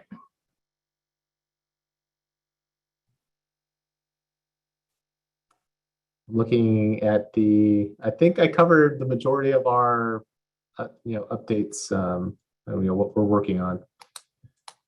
Mainly the incentive project plans. That's what Todd's team's working on, and we're continuing to. It's the beginning of the fireplace season, and I know Mr. Taylor. We are out there, conducting routine surveillance for making sure that the requirement not to burn your fireplaces are being enforced. And so, I mean, if anybody does hear about or sees or, please notify us through our complaint hotline, and we'll go out right away to investigate those. Yeah, thanks. Awesome. Thank you, Ryan. And oh, go ahead, Naeem. I have a question, Ryan. Yes. How is November 1st determined to be the beginning of the curtailment period? So I wish I had John Klassen or our modeling team, but basically, I mean, through the rule development process, we look at there was modeling and also about all sorts of things that go into looking at when do we see the biggest impacts from PM 2.5? And what we saw was that around the kind of the changing of the season, time change, the fall in the temperatures, that's really where we start seeing the increase in the 2.5 levels in the valley, and so that's what they based it off of. I think I have even mentioned this at some of the board meetings, but I've been asking that they change the date even by 1 day. October 31st is like a joke. Now in the middle, I'm a sandwich between two neighbors that love to have their fire pit out of their houses, and they pass out the candy. And that's just no one, but so many houses. But because the curtailment period starts on November 1st, there's nothing that can be done, at least not even education to let them know that, that practice should be stopped. So I don't know, is that possible to change by one day? I'm not going to make any promises. I mean, I think that's definitely a challenge to shift it for one day. It'd have to be. I would actually like to see it shift to October 1st, because the first cold day, I don't know who it was in my neighborhood, did put on their turned on their, did their fire, and it basically came into my house, and I could not breathe. I mean, I was literally thinking, am I going to go to the hospital after this? Because even with my door closed, it still was seeping in, and it was really bad. And had I figured out where it came from, I would have knocked on the door. And, so I think the November 1st date, especially with climate change and things getting colder and wetter, I would like to see it actually be October 1st, if not September. Make it Labor Day. Okay, I can definitely pass on that information to our planning. I mean, they retain suggestions on district rules, so I will pass on. Because I literally thought about calling in, and it's like I could call in and nothing will happen. And meanwhile, I'm getting literally all this wood smoke in my house and in my life. The one thing I will say though, especially with the kind of the dishes that people burn in, there are often times where they're not only burning clean, dry, seasoned wood. A lot of times if you're seeing a lot of smoke coming off of that, that's because they're not maybe burning the things that they are allowed to be burning. So, I mean, if you do see excessive smoke from something, you can still, contact us and file a complaint, and we'll investigate. My father did wooding, and I could probably tell you what type of wood was being burned. And if it was anything carcinogenic, I could probably tell you what type of plastic was being burnt. And this was a definite wood. It was a cheap wood, no less. That's impressive, Lisa. Thank you for that. Okay, so then Ryan, you will follow up on that action item, and we've noted it on our side as well. Awesome. Brian, I'll pass it off to you for any updates from Carb. Thanks. We don't have a ton coming up. We did just have a consultation group meeting, so the blueprint revision process is moving forward. And then also in this February coming up, we'll be looking at considering community selection for the next round. I know that we're working on changing that process, but we kind of have to move forward with our current blueprint. So that is on schedule for February. Those are the two big things I can see coming up. I don't know if Deldy wants to add if there's anything else she'd like to share. So yeah, I think that's all we have. All right, I see Eric. Thank you, Brian. I see Eric has their hand up, and then Naomi, you can go after. Go ahead, Eric. Yeah, I just wanted to, just really lift up and elevate, as a member, as a resident who's been engaged in this process for what seems like 2.5 years already, from launch to where we are now. And I recognize that, there are a lot of folks on here who are from the neighborhood and really share a community-centered focus on what the needs are, not just with sharing, but these are lived experiences. And I just have like a deep sense of disappointment from Carb relative to enforcement actions, because I feel like this has been an ongoing issue, not just with our local air district, but with Carb as well. I don't know how many times I myself and others have brought up the importance of enforcement and things that we're seeing in the neighborhood that are going unresolved. And so I don't know if it's negligence from the public agencies or just a lack of thought relative to being responsive to the needs of those that are elevating these issues. And then I wanted to just share that, the state's responsibility in this process is to also help leverage resources where possible. And because we are an environmental justice burden community, and the state has issued NOFAs relative to outreach for those environmental justice burden communities, I'm not seeing those dollars trickle down locally to really maximize impact outside of the scope of work that TCC has implemented. And so while I recognize that the TCC focus area and the AB 617 focus area are really two separate initiatives. And so I wanted to share some of my disposition there, and I hope that the state will be more responsive. Brian, I know you have a Herculean lift ahead of you, and you're the face of the agency. And I know that there are other partners internal to this work that you have to partner with.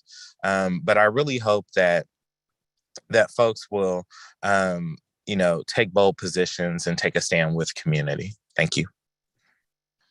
No, I mean, if it, oh, go ahead. Well, I was going to ask if Brian or maybe Scott wanted to respond. Go ahead, Brian. No, I appreciate that, Eric. And I'm sorry that my face is associated with Carb. I didn't mean that to happen. But I would feel free to email me or call me about any specific issues. I know that Eric Bissinger in enforcement, from our last conversation, they're talking about illegal waste burning and dumping, and he has been working with other state agencies to see what we can do about that. But please, I'll do my best, and send me your specific complaints. We'll see if it's not Carb.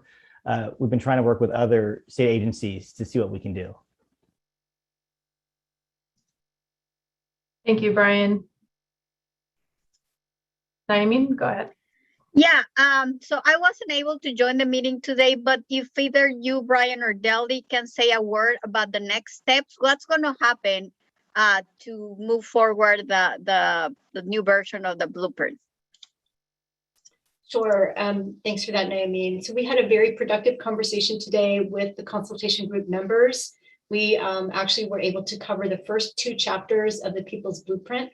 We had a 30-minute allocation as well for public members to, or members of the public to make any comments or ask any questions. That will actually happen again at the January 6th meeting of the consultation group. There will be a continued conversation to keep going with the remaining chapters of the blueprint. And if we need to take a 3rd meeting to make sure we go through the whole document, we will do so. We also discussed and reminded folks that on our website, we have a process document that goes through the various steps that CARB needs to take in order to come to our board with an updated program blueprint. And for example, in the spring, after we allow and support the consultation group time for its discussion, we will release a draft outline of the updated program blueprint, right? And so then, and of course, we also need to fill in the gaps, right? We need to be informed by what's in the People's Blueprint, but even as certain consultation group members today recognized, there are different pieces that need to be added, such as our commitments for additional statewide strategies and regulations to also reduce exposures and emissions. And all of that, by way of saying that our goal is to go to our board before the end of 2022 with the updated program blueprint.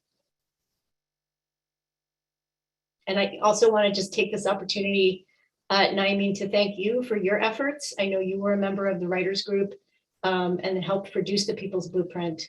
And it's definitely a very, very important document for us in order to drive the new direction for the updated program blueprint. So thank you. And Kevin, he And was Kevin. the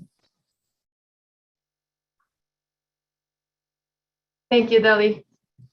And Naomi, thank you both. Ryan, I saw you unmuted. Were you going to say something? No, I'm sorry. No worries. Just wanted to make sure to pass over. All right, moving on with the updates. Gregory or Jennifer from the city, would you like to provide an update on land use subcommittee? Sure. I think we are very interested in getting our next subcommittee meeting scheduled, and I'm kind of uncertain as to how to go about doing that. So I would love to get some input as to how we go about getting our next subcommittee meeting scheduled. I had hoped to have one between the last meeting and today, but we haven't. So Jennifer, on Monday, we sent out a doodle. I think you and Scott and Greg should have been on it as well. We sent it out to the whole steering committee, kind of pulling dates that will work for people. Fabulous. Okay, cool. Thank you. All right, and then last but not least, the truck rerouting subcommittee. Scott, you want to provide an update on that? Sure. Good evening, everyone. Again, good work, great work back in October by our subcommittee members volunteering on the interview panel. At this point, we're moving forward with that. The interview panel recommendation, the behind the scenes work on getting the boilerplate, contract language married up with consultant scope fee proposal. The planned timeline is to be back with the truck reroute subcommittee. That I know we have the holidays coming up, but the hope is doing that in, I believe, in December. We'd like to be back before this community steering committee in January, and then we would time, assuming approval on both of those steps, we'd be before our city council, either late January, early February, and then we'd be launching that study and then having regular updates to report on, various deliverables and steps in that process. So, and I'm available. And meanwhile, with the health study, similar path. So the plan is to be able to deliver both of those in that time period. And I'm available for any questions.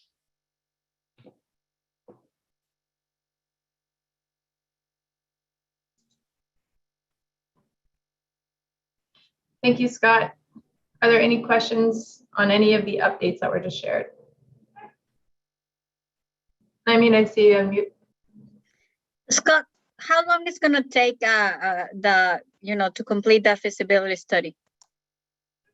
Those are both, it's about a year in length total to wrap that up. And again, the hope, I think, kind of expressed early on in our AB 617 process, the hope was that there would be consensus developed through community engagement and that study on some revised truck routes, and that the final product could be an amended truck route ordinance that would go to our city council.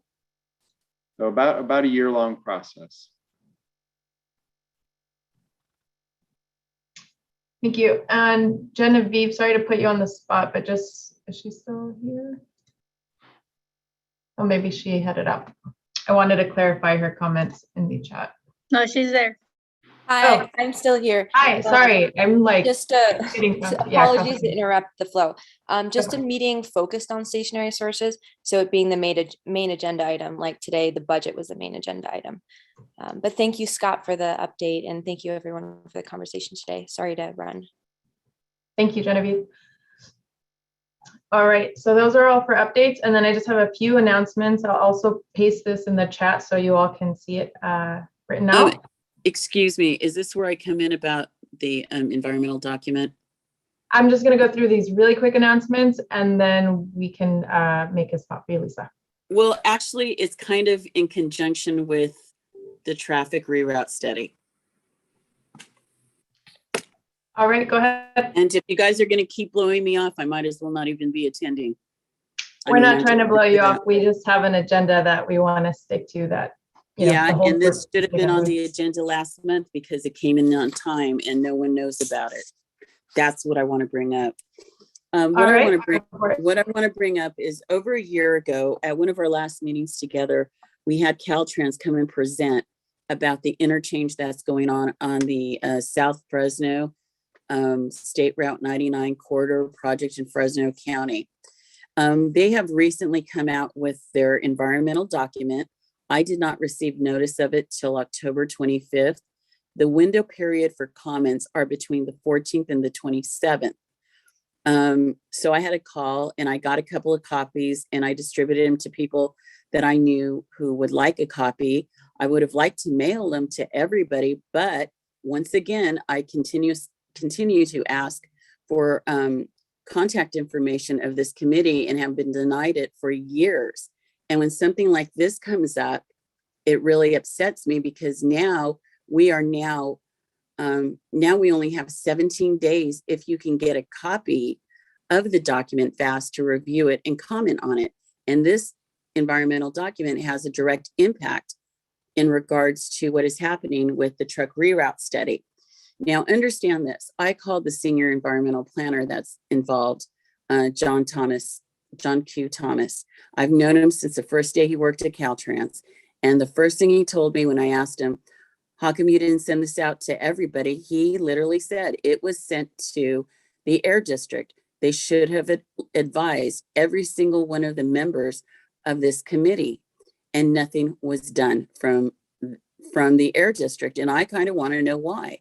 Because one of the things I've requested from the state was Spanish translation of the documents. The Spanish translation of the documents aren't going to come in till December 5th, about December 5th or 7th, well after the close of comments for this review process, which is the legal window. So I would like to ask the Air District and the state representative, why are we not getting notices of major projects that are occurring within the footprint of our responsibility? Who is responsible, at the Air District for notifying us? Because I didn't hear once in tonight's meeting that this document is available, not once. And these people came to us.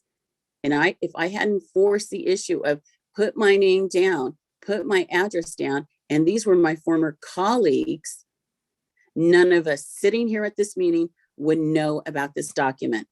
So I would like to know, not blaming anybody, not, following in whatever silly guidelines you have, where's your communication? Who is responsible for this?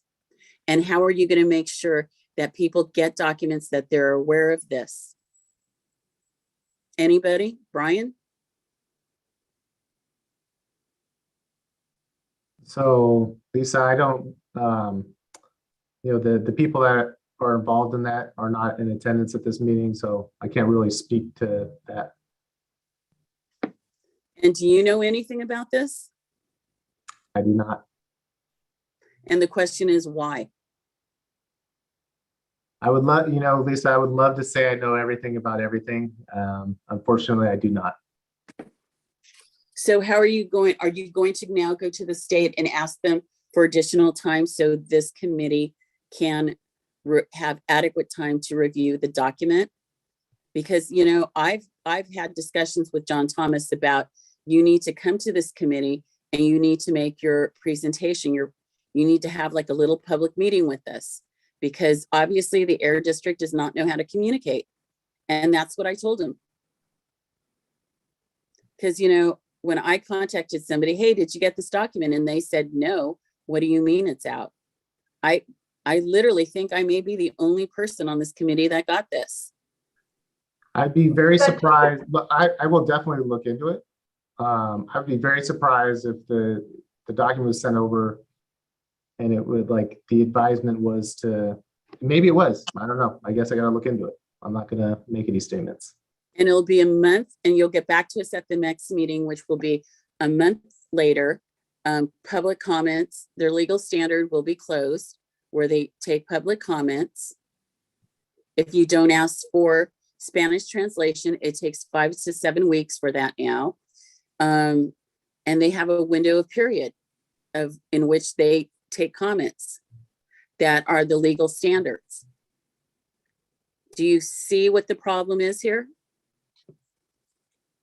I hear what you're saying. You can hear all you want, but what are you going to do? I told you my first step is I need to, so I mean, if if you want, Lisa, maybe as a starting point, you can send me the document that you have. That way, when I go and talk to them. I can't send you the document because I asked for a hard copy because I do not do electronic. Okay, if you want to give me the title of the document, if you want to drop it in the chat, I can look it up. It is a note, write it down. It's a notice availability, the draft environmental impact report, environmental assessment. Hold an on, sorry, I can't write that fast. Okay. Notice of availability. For an EIR. It's South Fresno. State Route 99 corridor project in Fresno County.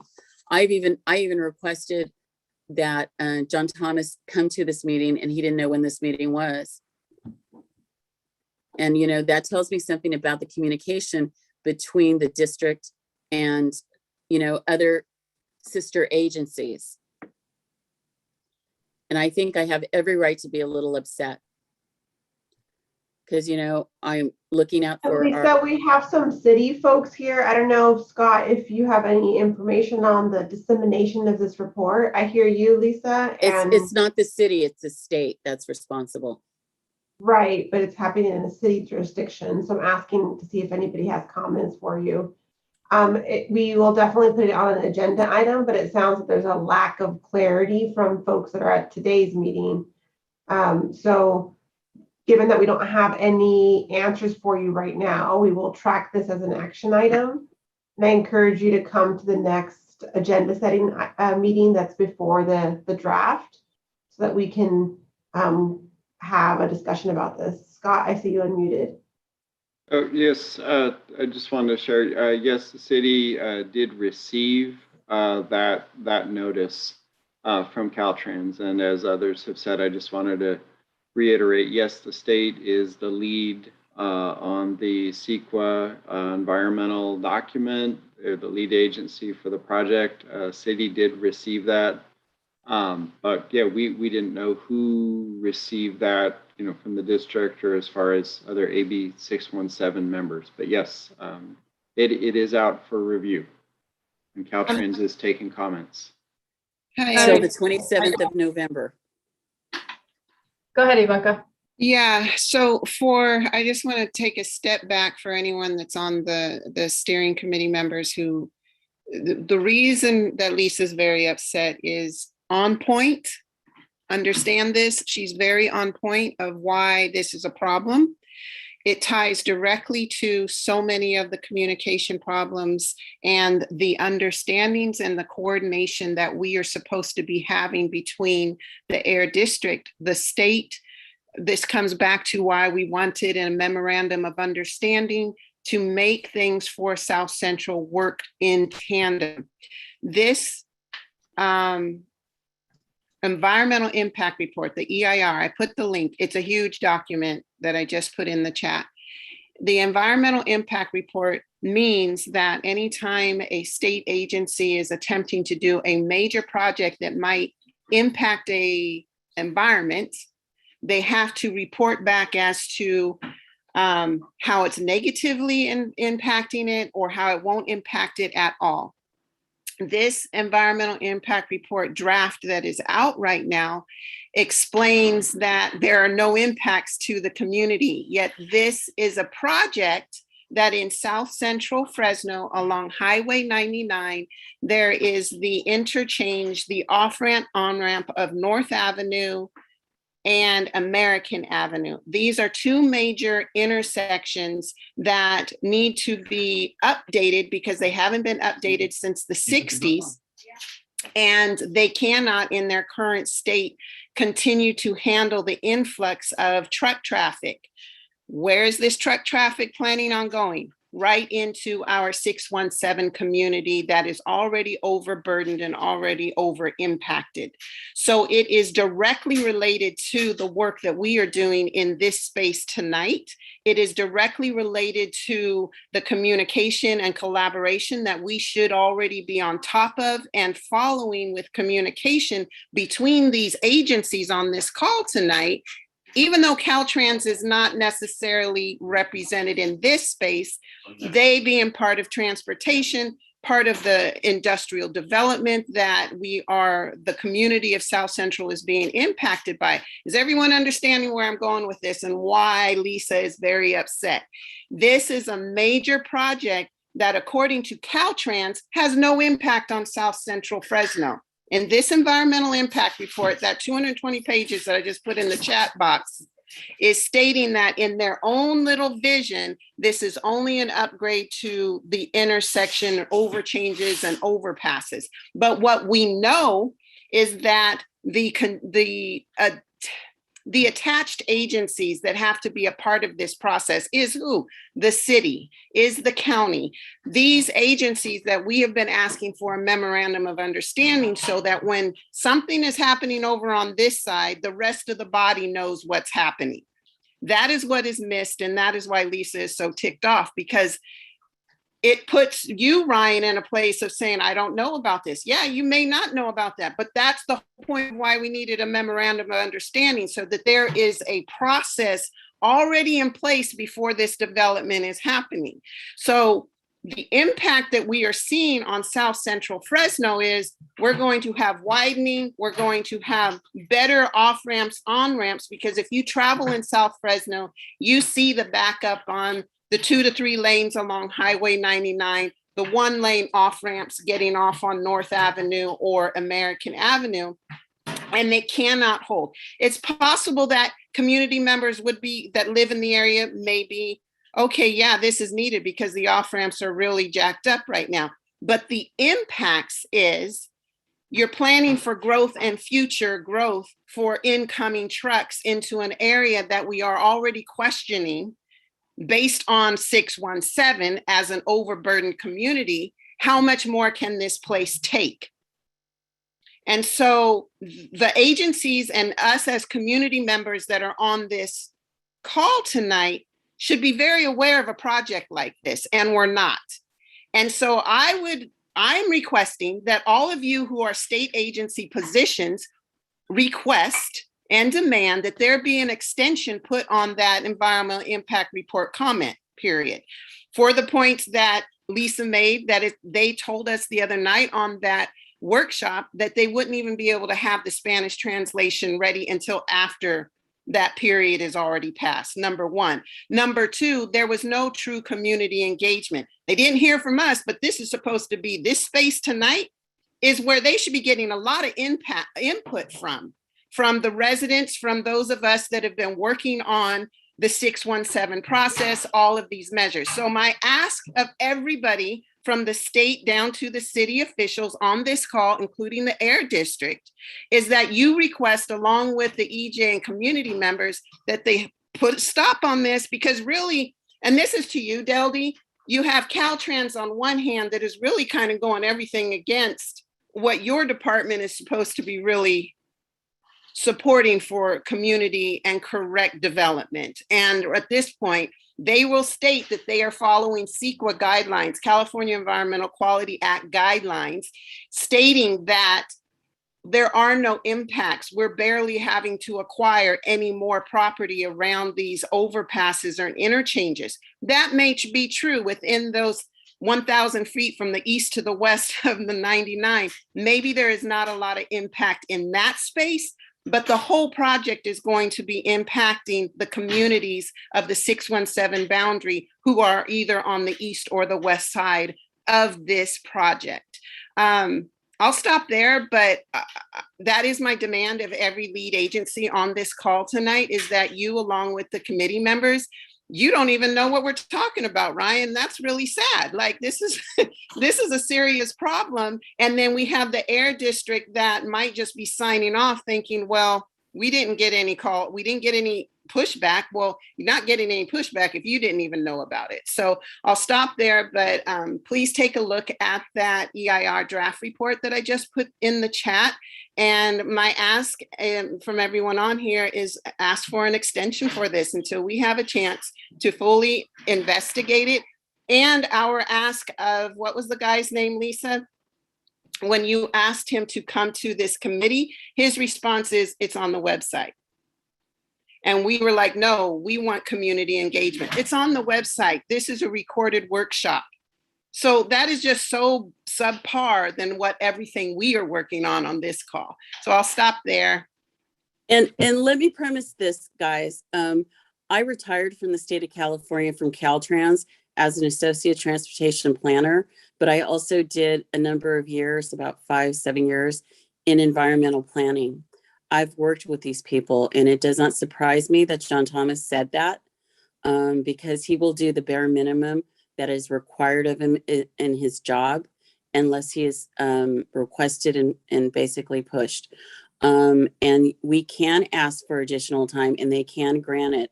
Their problem is this document is coming out toward the end of the year because now they're meeting a milestone on their Gantt charts.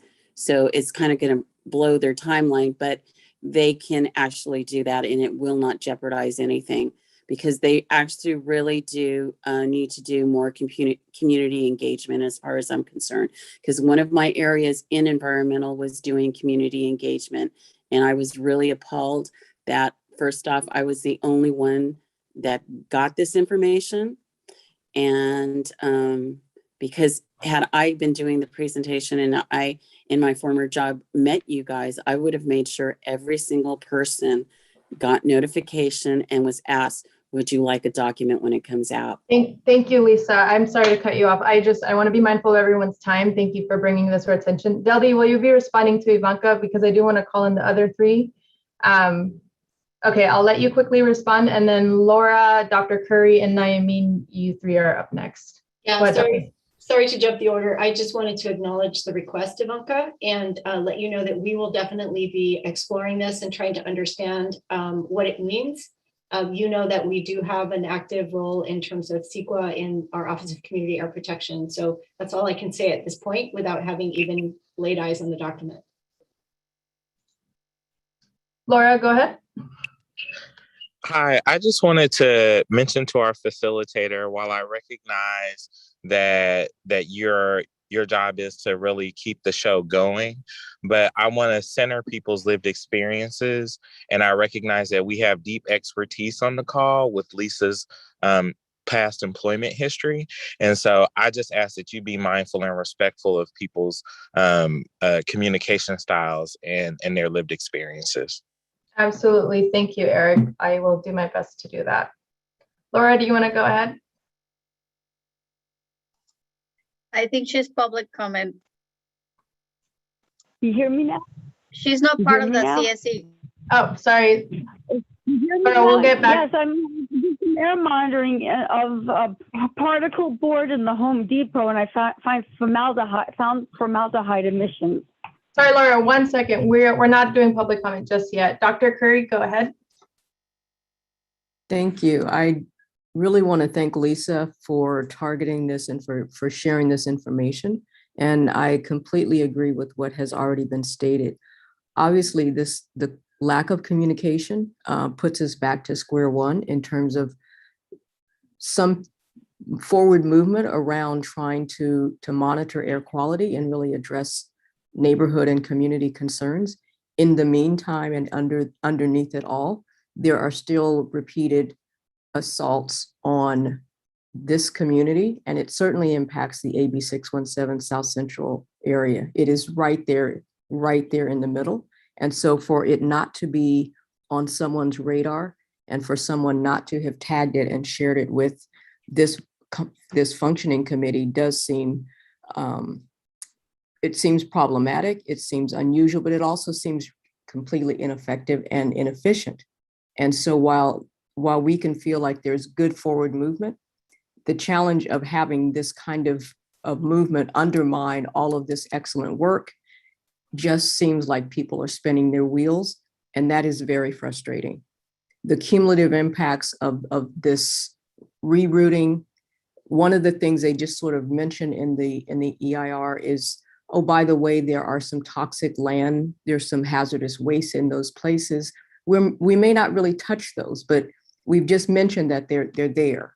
And so this kind of casual, nonchalant sort of attitude about what is being brought into our community, what is existing in our community, and sort of the ability to rearrange it, to reroute things, to introduce things, and again, tell the community there's very little impact, just is really disingenuous and really puts into question this complete effort to really transform an area that we already know is heavily burdened.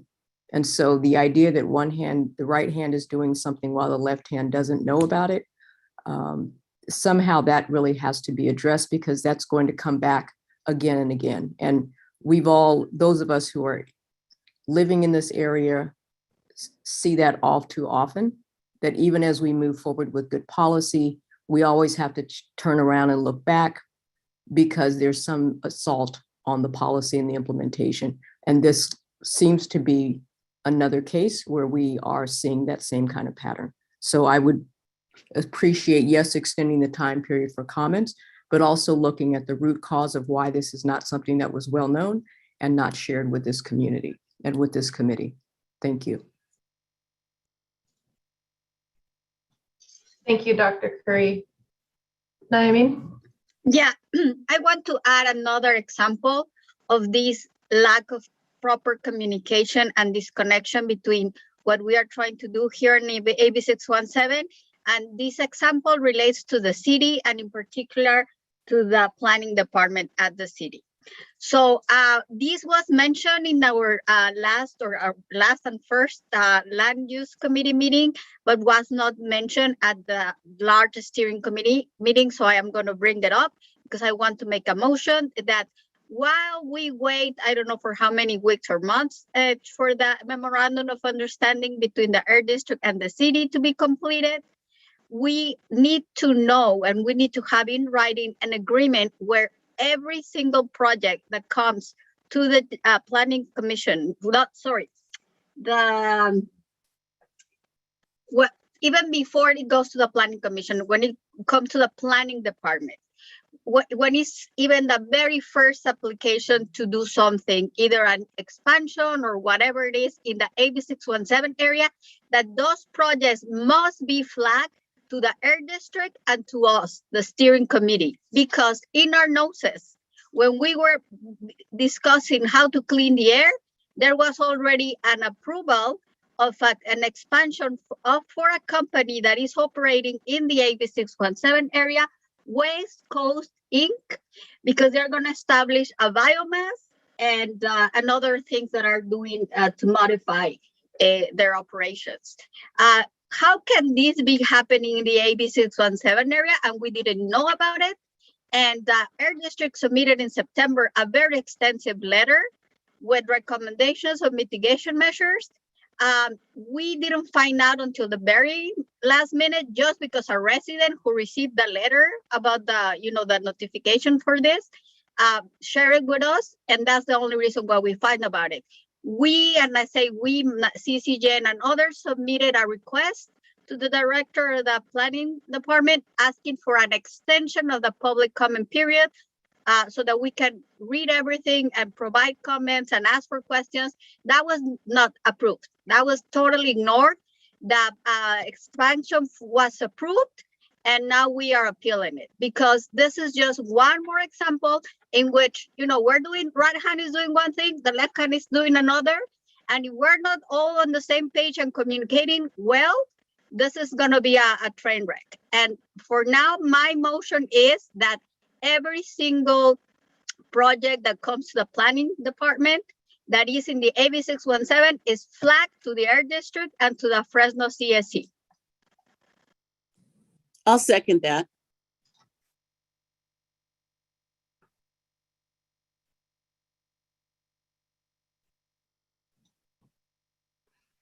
Yo también respaldo eso. Then you have to call for a vote. Me too. Yes. I second that. Naomi has put on a motion. So this is a time for a vote. Please, you can use your thumbs up. My colleagues will monitor that, or you can verbally share your support.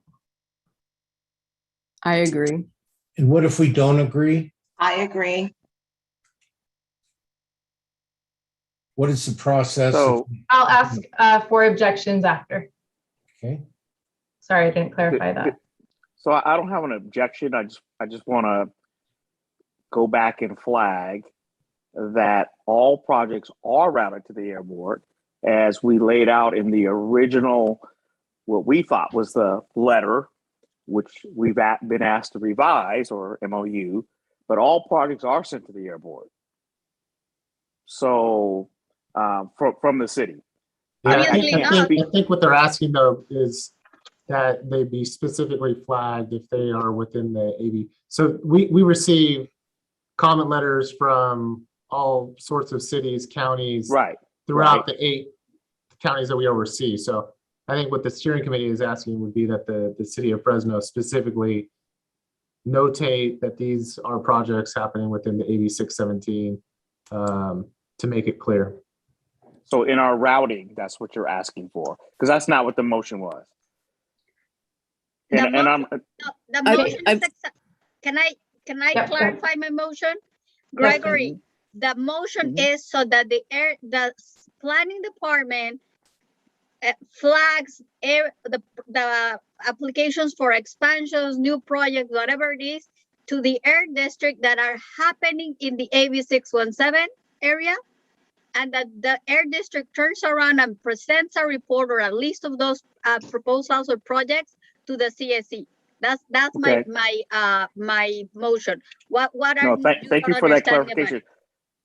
I will tell you that they are flagged in the monthly meetings that were laid out in the in our original letter.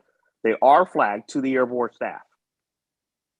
Well, then there still are a gap, because I go back to the point. Why this specific application? We didn't find about it until it was like 3 days before the end of the public comment, and our request to just extend the public comment was totally ignored. Not even a I totally hear you.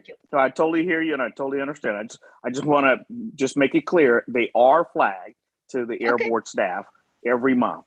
And then the second part, which is really where we were, I want to go back to address Lisa, and I don't want to really appreciate both Lisa's comments and yours, Naomi, this evening, and where you've gone with this meeting. This has been, I think, one of the best meetings we've had in quite a while when it comes to the education and the background. Look, as a lead agency for our projects, it's hard enough for us to stay on top of our own. We can't stay on top of the states or any other jurisdiction. So I think one of the flaws I've seen tonight that we may want to explore as a community steering committee, whether we are represented by a vote or not, is adding in Caltrans as a government agency and inviting them to the table, because this is a key issue that I see here tonight. There is no way that we can tell Caltrans what to do. And even the air board, the Carb has said, we'll have to kind of figure this out. I think it's incumbent upon us to be smart as a community and add them as some kind of voice or stakeholder in this, and make them put skin in the game. No, I agree, Greg, and we will definitely make that a top priority to reach out to them and ask them to regularly attend these CSC meetings. All right. Thank you, guys. And thank you, everyone, for just hearing us out. Appreciate it. And we'll do the same. And can we go back to the counting of the votes? Yes, thank you. So do you want to specify the motion, since Greg said it is flagged? Do you want to put like a specific time? Yes, I did say both things that he mentioned there. The city is already doing. So the city flags to the air district applications of expansions or new projects that are within the AB 617 area, and the air district staff presents a list of those projects to the CSC on our monthly meeting, so that we are aware that these projects are underway. Awesome. All in support for that motion. I'm actually going to ask you to type into the chat, just so we have a record, because the thumbs up actually disappears shortly. So we want paper trail, folks. So if you're in support of this motion, please say I approve or I support in the chat, or a yes is fine also. And then I will call for objections after.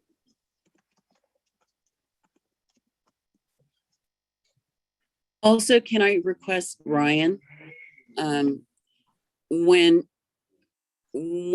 your office gets the review documents sent to you from, the great planning gods, if it falls within the AB 617 and it's a public document like an NDEIR, or there's even a public hearing, if you could email everybody, because you know how easy it would have been for me to email everybody on this committee had I had the addresses that I asked for 2 years ago, that you guys keep denying me that information. I could have helped you guys out. No, I appreciate that, Lisa. And one thing I will remind everybody, and this is open for any of the CSC members, if there's any document that the CSC wants distributed, it can be shared with us, and we, have historically shared that with the entire steering committee. So, I mean, that is still open to anybody at any time. But just remember, I don't do your job. Thank you, Lisa.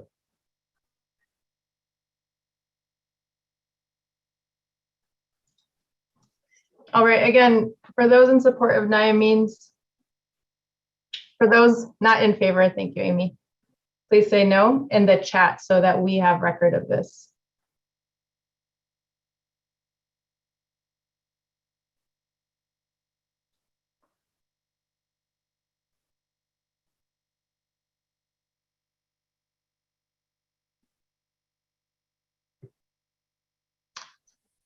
I see one objection.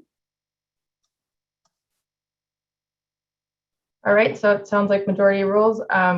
Most are in favor of this notion.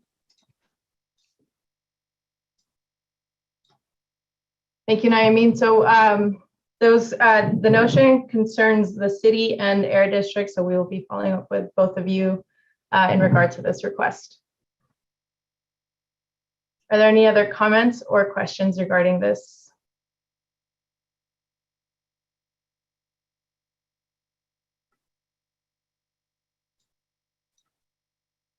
All right, thank you. Lisa, I want to thank you for bringing this to the attention. This was a really important issue, and I apologize for making you feel like I blew you off. That was absolutely not my intention. Again, this is a work in progress, and I'm just trying to adhere and respect the agenda that a lot of folks put their time and energy in putting together. But again, thank you, Lisa, for bringing this to our attention, and everyone else who contributed to this conversation. Hopefully the city, the agency, and hopefully the state can respond properly and just. All right, I also want to be mindful of everyone's time, so I'm going to move us along unless there are any other comments or questions. Okay, so just some very few updates about subcommittees for those who have not seen already. So the Air Monitoring Subcommittee, the next topic will be to discuss a draft air quality monitoring outreach plan. The subcommittee meeting is this Friday, November 12th at 3 p.m. The Land Use Subcommittee, the next topic will be about the letter from the city of Fresno. And a doodle was sent this Monday for the meeting date. Please submit your doodle polls by this following Sunday night. And lastly, for the Vegetative Barriers Urban Greening Subcommittee, the next topic will be to review the RFPs, or request for proposals. Again, I think this was mentioned before, there was a doodle sent out today, and that will be due next Wednesday. So that'll be November 17th. Please submit your doodle poll for that if you'll be attending the Vegetative Barriers and Urban Greening Subcommittee. Any questions on any of those three items? All right, thank you. And lastly, we have the next steps and agenda setting. So we have a long list of next steps here. I will just quickly read them out to you. And then I also want to point to your attention the next steps table that the Air District is now uploading after each meeting. I'll show you that on the website shortly. But really quickly, for next steps, Carb will share organizational chart for the Office of Community Air Protection with the CSC. The Air District will send budget presentations to CSC members so that you're all able to take the time to digest information and come back to ask more specific questions in our subsequent meetings. Ryan or the Air District will touch base with school districts in South Central Community to get an update. Thank you, Amy. On specific standalone school filtration systems, and they will report back to the CSC. Ryan or the Air District will check to see if it's possible to change the November 1 burn ban to October 31st or even October 1st, given climate change and the timing of activities around that time. Carb and AD, the Air District needs to be more responsive to the enforcement issues that have been unaddressed. So the steering committee and folks can reach out to Brian Moore from Carb to elevate their concerns. And we will add stationary sources as an agenda item. So that's the next item. All state agencies positions on this call should request that there's an extension on the comments period for the Caltrans EIP, especially since the Spanish translation won't be ready until after the comments. That is addressed to all state agency folks in the call. Next, explore the root cause of lack of communication and transparency between local and state agencies. So we will need an MOU, Memorandum of Understanding, between agencies to increase early communication and ensure that Caltrans is part of this plan. Again, we'll follow up with the Air District and Carb to make sure they join that call. Air District will ensure all documents related to AB 617 areas are shared with CSC members, meetings, and well in advance of required submission voting time. I want to emphasize the well in advance, not 3 days before public comments are submitted. And then really quickly, since Amy already has it shared, so for you, if you want to look at the action items, you want to just navigate to the steering committee meetings on the right-hand side, and then you'll see right next to the date, the action items are in PDF. You can choose English or Spanish. And that will show the table we just showed you right now on the screen. So you can track the action items and their progress. All right. Any questions about that? Thanks for hanging in there, folks. Okay, a couple more things. Thanks, everyone. Next steps and agenda set. So those next steps, the agenda setting, we have a few things here. So one was noted today was making time for questions and further discussion from the presentation. I see nods there. Stationary sources is one Genevieve added, is another topic. We also have the EV mechanic training as another agenda item topic. And then lastly, the San Joaquin Valley Interdisciplinary Research Team update. I think is that you, Naomi?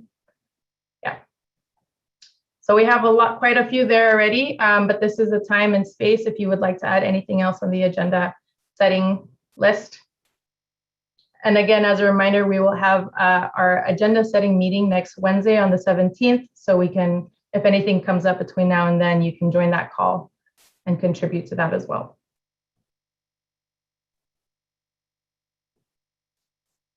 All right, no questions or comments?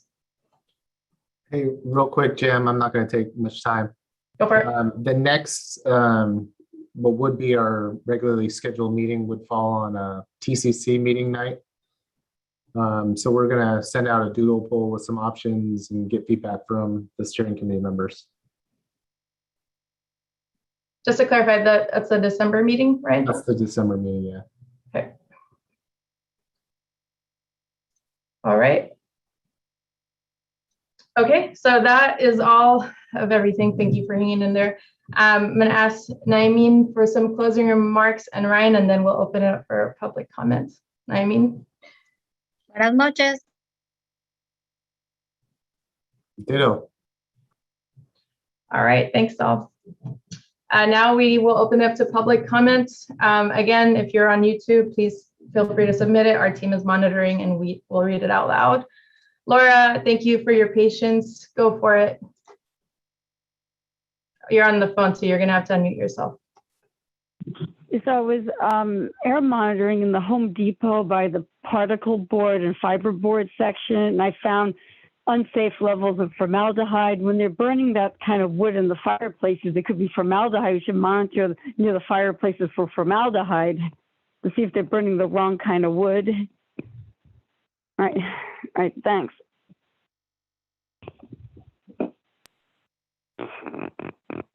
Would someone from the city like to address that? Or their district? Yeah, we appreciate Laura sharing that information.